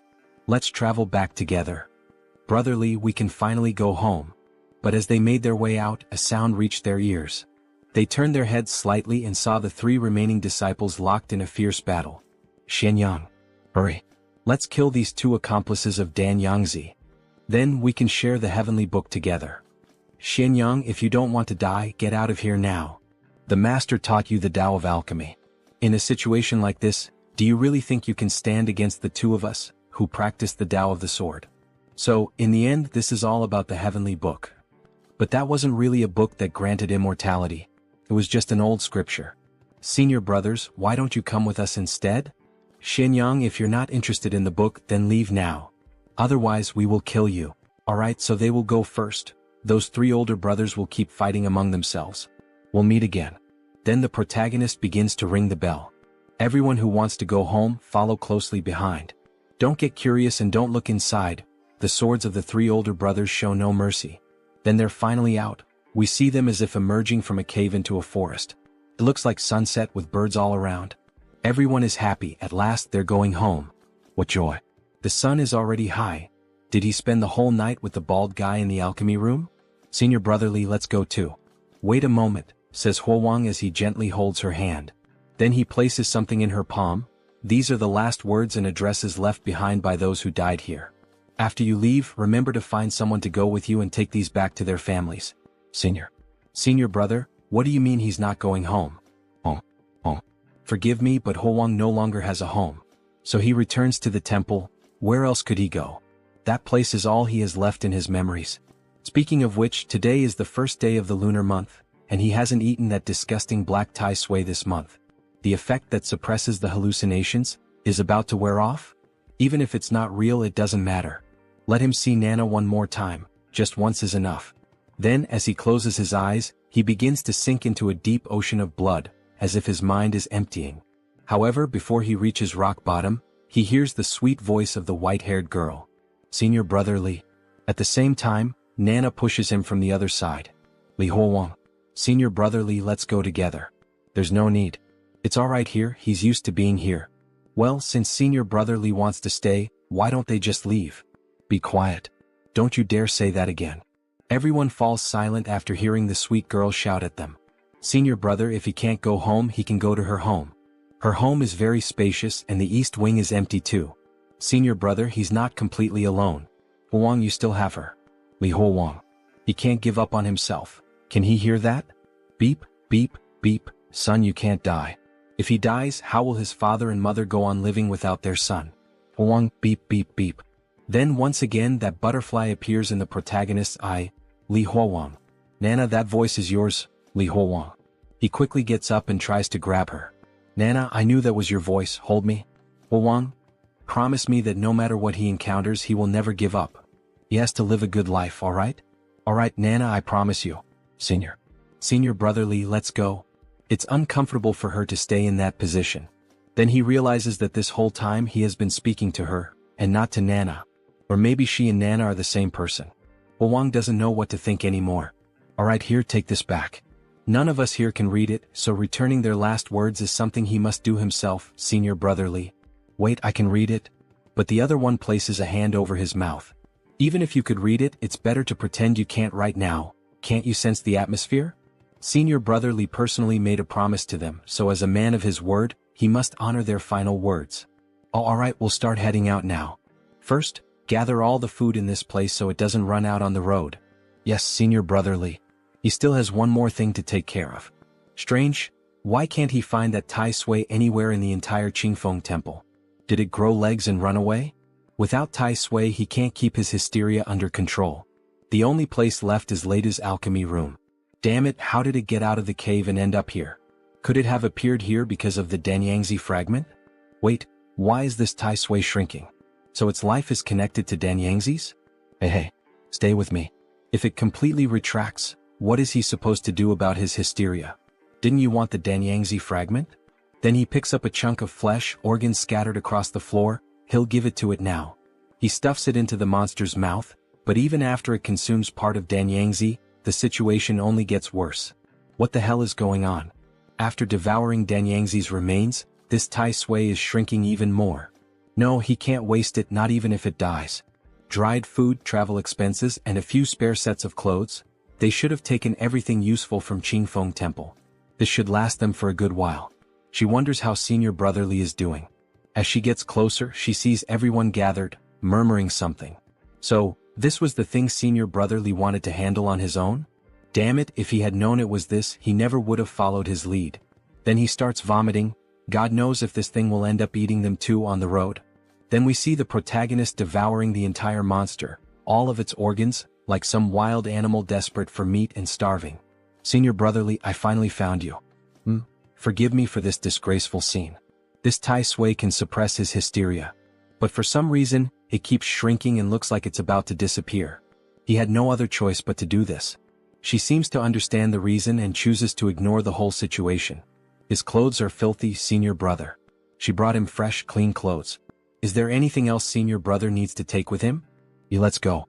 There's still one more place to check. It's so quiet here. It seems the three older brothers have decided the winner. Senior Brother, have you finished fighting? Well, they're all dead. What a brutal scene. One of the brothers is impaled, another lies dead with a sword through his stomach. Senior Brother won't need this sword anymore. So he'll use it for now. Then he sees the sacred book again. This celestial book. If he leaves it here and it's discovered, he has no idea how many people it might harm again. So, with a swing of his sword, he tries to break the stone, but instead, the sword is the one that shatters. Duan, the sword breaks into pieces, but the celestial book remains intact. It seems this celestial book might be considered a treasure for now. So why not take it with him for the time being? If he can't handle it, he can always trade it at a pawn shop for some travel expenses. Senior Brother Changren, he has a sword here, he'll take that with him as well. Rest in peace. Senior Brother Li, are we about to move on? Let's go. Let's leave this godforsaken place behind. Before they leave, we see the mountain catching fire. Let everything here burn cleanly. What kind of people and events will he encounter in the future? Suddenly he finds himself looking forward to them. Senior Brotherly, please slow down, her eyes hurt. She's crying, maybe it's because of her albinism? He then starts cutting a piece of cloth. Next time when the sun is high, you can use this fabric to cover your eyes. He ties it around but she still can't see anything through it. That's alright, he'll hold her hand. Skinny child, is he done yet? Almost there, poot poot.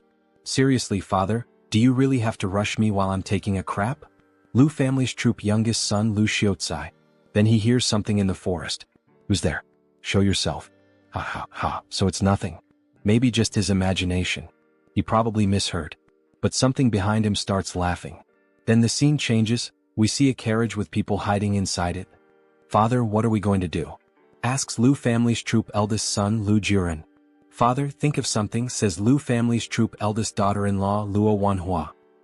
What could he possibly do in this situation? Lu family's troop leader Lu Zhuangyuan. In this situation, the only thing he can do is beg, Ghost Grandfather, please spare his family. Everyone in his family has a bitter fate. They're only here trying to make a living. Tell me, do I look more like a human or a god? This being, it's here to request a seal? We see the image of an entity dressed entirely in red, truly resembling a god, or at least something deeply sinister. The man is kneeling begging. He can't answer this question in desperation. If he answers it wrong, his entire family will disappear. You look like a god. However, something makes him change his mind. No, like a human. However, Li ends up stepping on a branch, making a noise. That's not right either? It shouldn't be. He told you, Senior Brother, of course we'd find someone following this pile of crap. After all, it's still warm. That's disgusting. You idiot, you knew it was something gross but you still lowered your head and followed it. Are you planning to eat that? Shut up for a minute. Damn it, Senior Brotherly, look, what is that? There's a face on both sides but no back of the head. What even is that thing? Father, look behind us. What are those monsters doing again? But in reality it was just the group walking. Who the hell is that brat calling a monster? Is he looking for a fight? Everyone hold up here for a bit. More people coming to the show. What the hell are you? I'm a human being. Don't I look like one? You look like garbage. He then draws his sword. Who cares what the hell it is? Striking first is the best defense. Then he charges swiftly at the monster, throwing his sword with tremendous force. However, the monster dodges the attack with ease. If physical attacks are ineffective, then let's try this instead. He rings the cursed bell, causing the monster to become paralyzed. The father and child are stunned by what just happened. The monster begins to slowly disintegrate. The copper bell is effective. Then the monster starts to rupture, releasing a dark aura, until it finally vanishes without leaving a single trace behind. Master, thank you so much for your help. My humble family has nothing of real value, but, yes, this is it. This cigarette clears the mind, it's a small tribute to show our gratitude. Thanks, old man, but he doesn't smoke. Do you know what we just encountered? Young Taoist, you don't know? That thing asking for a blessing. You're the one who drove it away, weren't you? Ichim, may I ask, sir, by any chance do you have a map of this area? We're not from around here and got a little lost in this forest. He doesn't have a map, but his family often travels through this region, so he knows all the roads here. Where are you heading, young Taoist? If we're going in the same direction, perhaps we could travel together. This Taoist seems to have real skills. That thing looked like it had latched onto us, so if we stay close, maybe this Taoist master can keep his family safe. However, our protagonist must first visit a few places. All of these brothers and sisters who accompany him were brought here by him. Therefore, he has the duty and the mission to return each one of them to their home. There are also some who will never be able to return home, whether because of abandonment, death, family problems, or other unresolved issues from before they were kidnapped. He has the moral and ethical responsibility to deliver each of these brothers back to their families, one by one. The old man becomes visibly shaken. However, he understands the situation. Young Taoist, take a look at what he drew. He used his pipe to sketch a rough map of the region on the ground. And so, where are we on this map you drew? The protagonist asks. Here on this spot of the map is Ho Shu. Below Ho Shu is Si Chi, and to the left of Si Chi is the kingdom of Nanping. We are currently on the road to Wuligang in this direction here. If they keep walking toward Wuligang, they will arrive near Janya town. If they continue walking toward Janya town, they will reach Shijing. Alright, I think I understand this map now. If you look closely, this world seems a bit like the 5 dynasties and 10 kingdoms period from the past. There is no unified country or central government here, is there? Alright, thank you for the explanation. However, sir, if he wants to go to the kingdom of Liang, which path should they follow? The old man looks surprised by the question. Young Taoist, is he really trying to go to the kingdom of Liang? That place is very far from here, and besides, that land is still at war with our kingdom of Nanping. This war has lasted for several years now, and it is a very dangerous place to visit at the moment. The old man would not recommend going there. Everyone is left with a look of sadness, especially the girl. Don't worry, says the protagonist. He will certainly take her back to her home, and then he offers her a piece of warm meat. Young Taoist, if he really wants to go to the kingdom of Liang, he will have to pass through the city of Janya. If that is the case, they can travel together for this small part of the journey. So, how about we form a team? Senior brother Li's family is in the city of Janya. There are also some postal services in Janya city, and if they have the means to offer some copper coins, they can send messages throughout the entire kingdom. By paying, they will be able to help find some of the families of their brothers. City of Janya? He thinks for a moment about the proposal under the moonlit night, with the wind blowing against their faces. With a slap on his own thigh, he decides. Alright, sir. They will travel together to the city of Janya, and they will count on him to guide them along the way. Young Master Taoist, he is so kind. Everything can be easily discussed, says the old man happily. So they start walking through the same dark forest as before. However, a red smoke looking like blood watches them and laughs at them as if something were observing them. Then, on the following day, they exchange information among themselves. The old man, along with his children, performs theater shows as a way of making a living. And so, how is the business in this theater trade? Times are hard and business is even harder. After a severe drought, the entire city of Nanping suffered a great flood, and ordinary people are struggling even just to eat. Look over there, we can see some people in the fields. Then they both continue talking as they travel. The old man, smoking and riding on the donkey, explains the business situation in more detail. Since common people have no money and are struggling even to afford a basic meal, there are even fewer who are willing to watch performances, give tips, or spend money. So, are there no more rich people in these regions? Like the nobility or wealthy landowners? These rich people do not even bother to hire a theater group for a funeral anymore. They just finish it off with a meal. Not even for branch ceremonies. Then they see 2 children playing and watching the group as they pass by. The tall young man tries to communicate with them with a smile on his face, but he ends up causing the opposite effect. The children scream, "It's a ghost," and the other starts shouting for his mother. The old man says, "How can we, singers, compare ourselves to the skills of the young Taoist?" The children run away, scared by their ugly faces. The young Taoist is so powerful at such a young age that his future achievements are limitless. It's not all that, he says, there's no need for flattery. Then, as they continue traveling, he takes the opportunity to ask the old man a question. These lands have really been without water and remained under severe drought for a long time. In any case, is there any well-known sect in this country of Nanping? A sect with special abilities, for example, people like him? Ah yes, special abilities, yes, they do exist. There is a sect in the city of Shijing. They are very good at helping people have children. Called, what is it called again? The old man is already going crazy from smoking that pipe so much. Right. If he gets to Shijing, he just needs to ask someone on the street and they will know. Then one of the old man's sons interrupts the conversation. Father, look ahead. We have finally arrived at Wuligang. They see a very humble village along a dirt road with dead plants, no water, and a large cloud of smoke rising from the town. Young Taoist, let's move to an open space at the entrance of the village and begin our performance. All right. The Liu family's theater troupe is about to start the show. Set up the stage. In the next scene, we see the protagonist lying down on a pile of hay, resting and thinking about life. Shijing. He wonders what kind of sects exist in Shijing and what they actually do. After all, asking for a child does not seem very trustworthy. But since they dare to establish themselves in a big city, they are probably not an evil sect. Then, something is placed over his face. He quickly gets up, startled. Senior sister, why on earth did you remove the blindfold we had put on her again? It is still daytime. Her eyes are going to water again. However, she ignores him with a beautiful smile on her face, giggling. Senior brotherly, look at this bronze mirror. They use this mirror for makeup in the opera. It shows a clear reflection. Look, the reflection is really very clean. Then she points to the protagonist, showing him his reflection. But in desperation he shouts, hey, wait a second. Senior sister, back at the Qingfeng temple, did he really look like this? With this same face shape? Eyes, nose? Yes, senior brother, it has always looked just like the way it is now, as reflected in the mirror. What's the matter? Senior brother, is there a problem or something strange about his image, about his reflection in the mirror? Bai becomes worried by this extreme change in his mood. After all, he has often shown signs of being unstable. No, it's nothing, don't worry.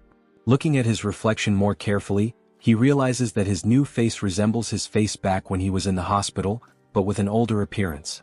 Back at the hospital he was still in high school. How could he be this old?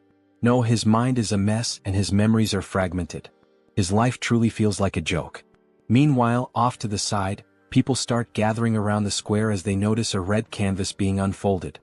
Then the theater performance begins. The old man is dressed in traditional clothing, with a few black smudges on his face and a weapon in hand. Ouch. His cruel uncle has thrown him out of the house. Now it is the girl's turn to join the performance. Like a lone wild goose in the middle of the snow. Like weeds at the side of the road, trampled by everyone. His daughter and she are suffering from hunger and cold, which are unbearable. They can only beg for food on the streets and the child starts crying from hunger.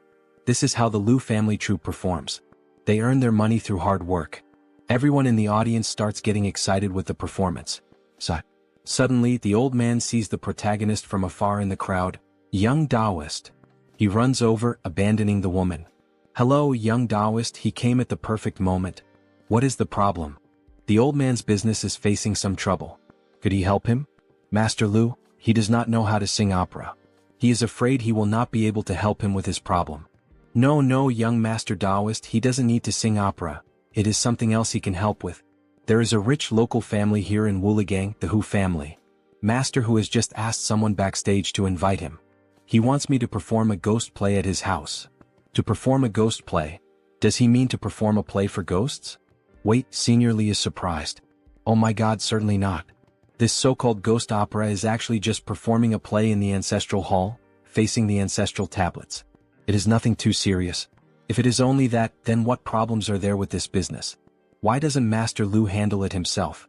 Because, he then sighs before explaining, because this is also the first time he will be performing a ghost play and he feels a bit uneasy, he knows. So he would like to invite him, a Taoist master, to be there and help keep him calm. Master Liu, he apologizes, but this is something he cannot help with. He generally tries to avoid these kinds of things. There is no way he would go out of his way to get involved. In the next scene we see a bit more of the city with people moving through it. Then we see the protagonist talking to someone in an alley. Senior brother Li, we don't have much food left. Even if we eat in moderation it will only last 3 days. Is it because we have little money? She has a jade pendant that could be exchanged for money. She is worried about his innocence. Senior brother Li, There are no pawn shops in this village, so even if we wanted to exchange it for food, the villagers wouldn't have enough money.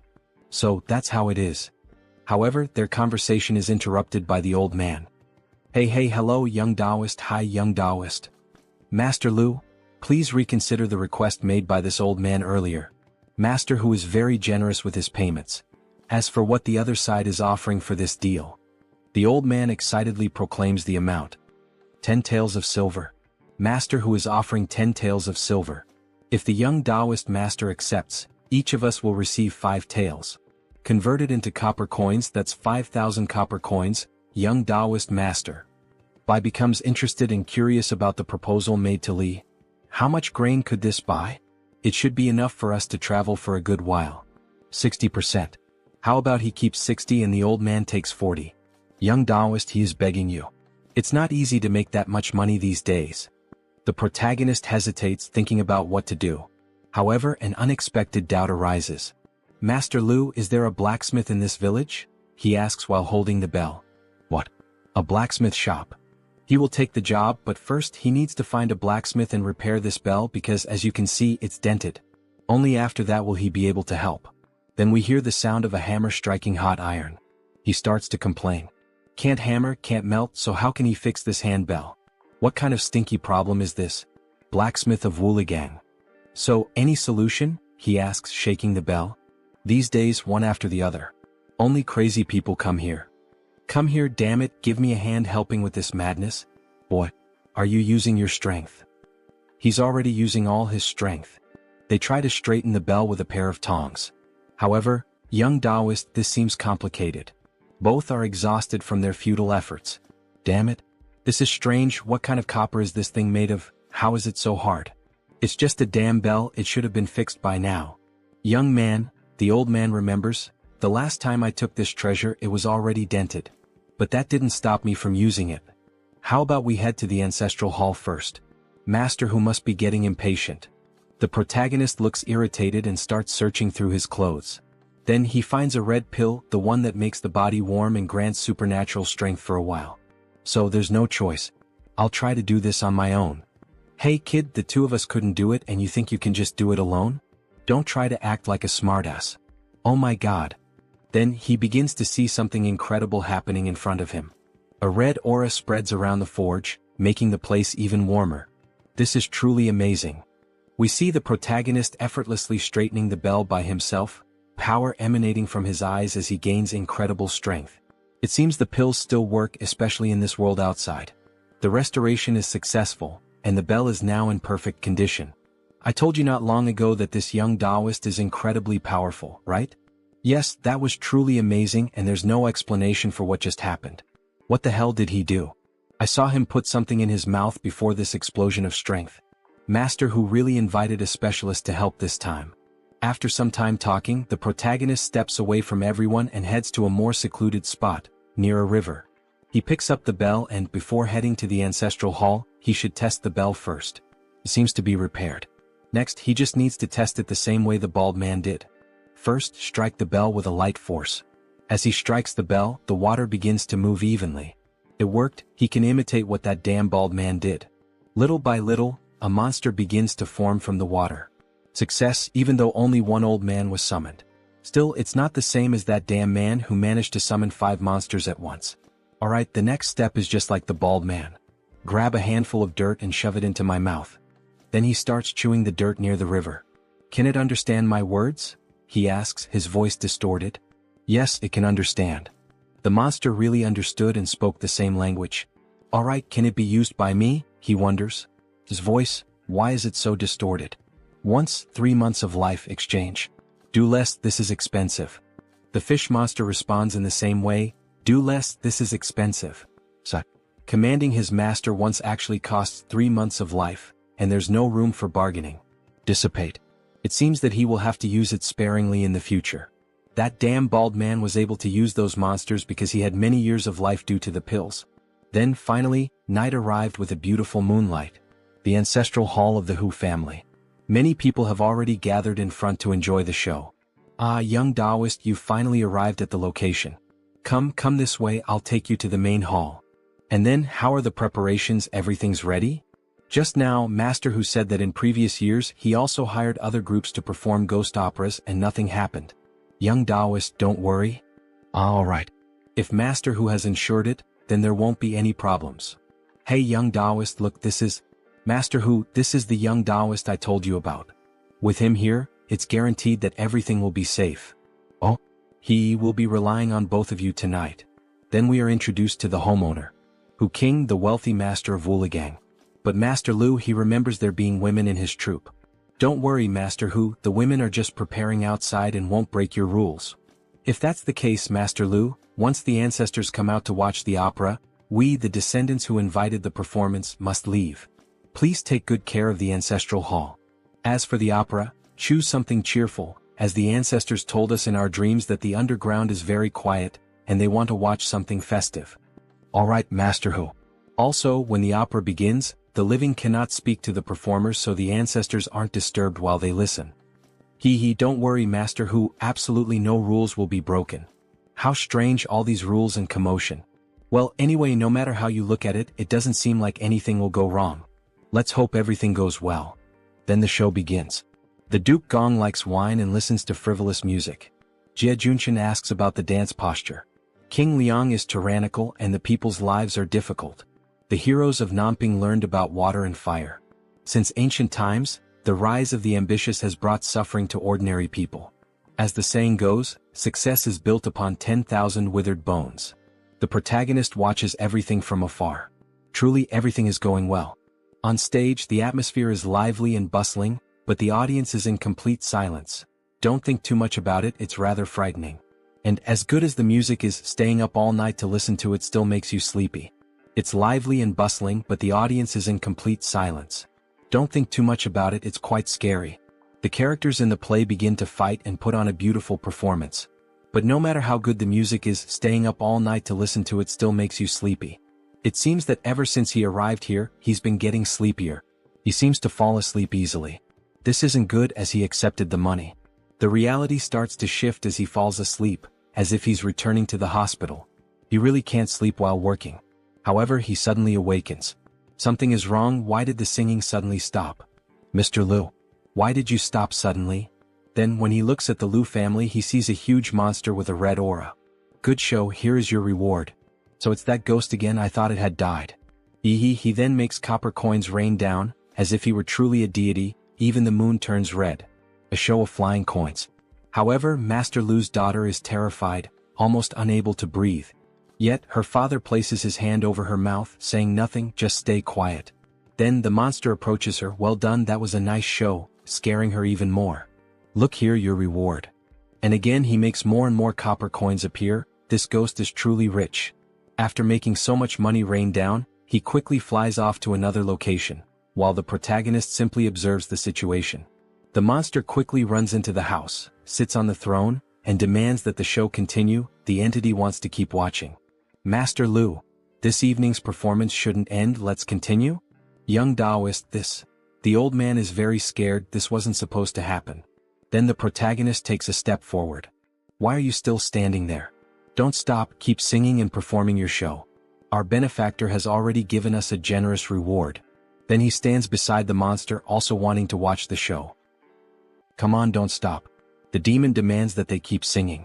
Our benefactor has already given us a generous reward, now it's time for them to do their part with the show.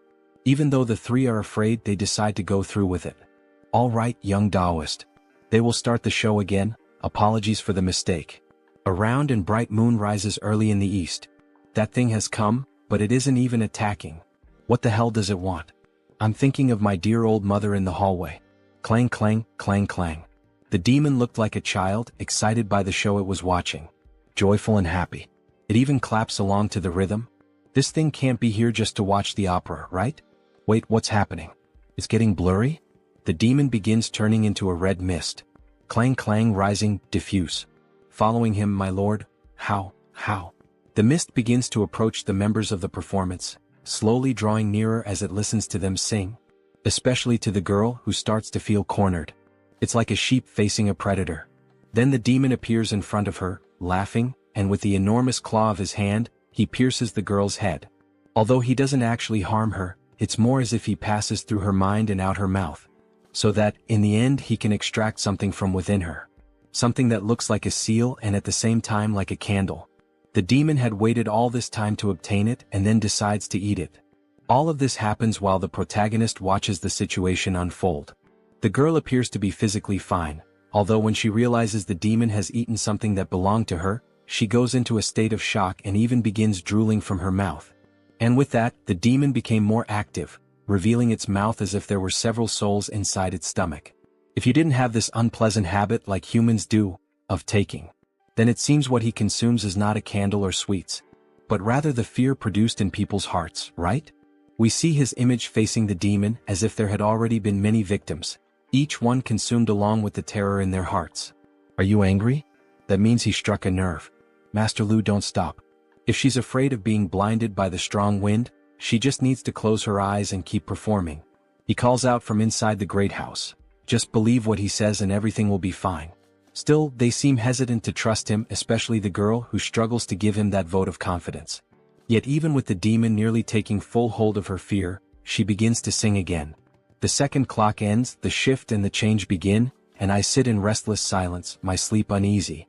I have not failed the common people of Gu County. This golden decree calls upon me, for this reason? She sings with anger, and the demon begins to enjoy it once more. Aha, tell me, does he resemble a human or a god? The question is directed at the protagonist. You resemble a demonic spirit formed from a double-yolked egg, and with one sword strike, he tries to cut the demon. However, he ends up failing. Healing and health, just listen to the sounds of the fight inside the building. At 3 o'clock in the morning, a round and bright moon lights up the courtyard. The song and the performance continue, even with the intense fight between the two. The girl and the boy keep dancing, even surrounded by all that red mist that signifies the demon's presence. The girl, upon snapping out of the emotional shock, is startled to see our protagonist in the sky, fighting. He is trying to kill the creature, but in the end, when he throws the sword, it flies past the old man and nearly kills him. However, while he is thrown far away by the demon, the book containing the sacred scriptures ends up slipping out from his body. And when he manages to pull it back, since it was tied to him, he realizes that this stops the demon from continuing to harm him. Yes, these scriptures really do contain some kind of overwhelming power. After all, even a monster like this one is frozen in fear. And even wounded by a purple energy emitted from the stone that holds the scriptures. He hadn't expected that. This thing truly fears the celestial scripture. That is going to be his advantage to win this fight. The demon now seems to want to retreat, because even it can't stand against that cursed stone. Aha, it looks like fortune has turned. Now it's his turn to counterattack with everything he's got, even if it means using that damn stone. And we see one of the most beautiful scenes so far in this manhwa.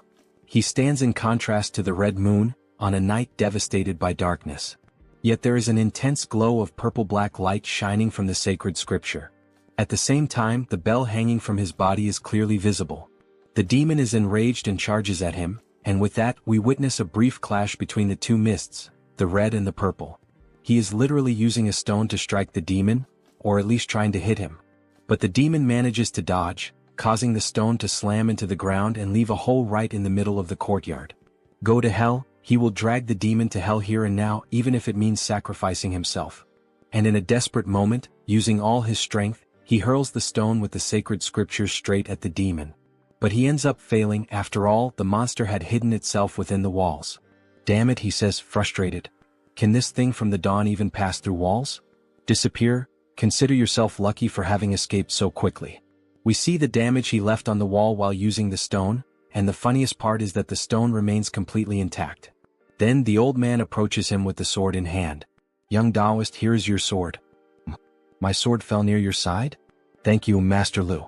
As he takes the sword, he begins to hear a demonic laugh. It's coming from Master Lu. He has been possessed. Tell me, do I look more like a human or like a god? His appearance has completely changed, with a wicked grin and glowing red eyes. Wait, this isn't good. This Master Lu is a fraud. He shouldn't have taken the sword. His hands are full. Then the old man's hands begin to transform. He now looks like a ghost as he tries to grab him. Penetrating, he manages to sink his claws into his body. The demon got what it wanted, to reach the protagonist's body. Finally, foolish human. Now tell me, does he look like a human or like a god? But he stays completely calm. After all, this was all part of his plan.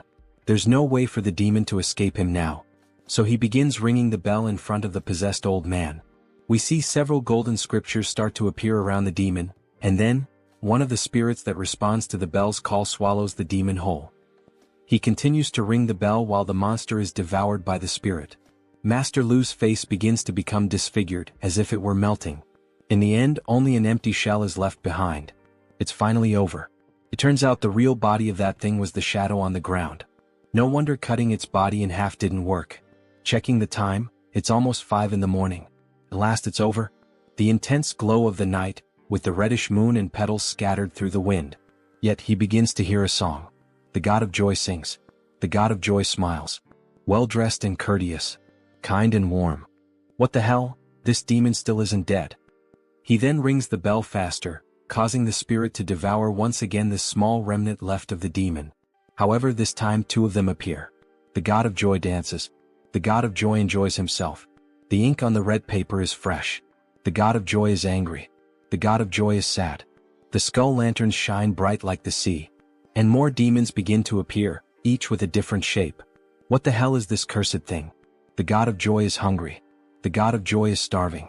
In the left hand are the heart and the liver. In the right hand are the intestines. Is this ever going to end? The protagonist sees a sea of corpses, as if he were witnessing the very vision of hell. The village chief has come to welcome the God of Joy.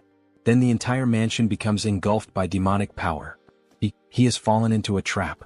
We see him as if bound by several spiritual ropes wrapped around his body. Welcome. And his face is beginning to become distorted. No, he must not think of that name. He tries to resist the demon.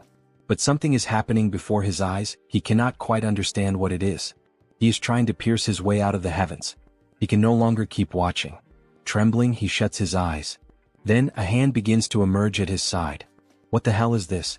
Where did that hand come from? The hand grabs hold of all the evil and finally manages to shatter the illusion that had been cast until now. Finally, the protagonist begins to see the sun. And suddenly, he realizes that he had been in the chair the whole time. Phew, he was saved.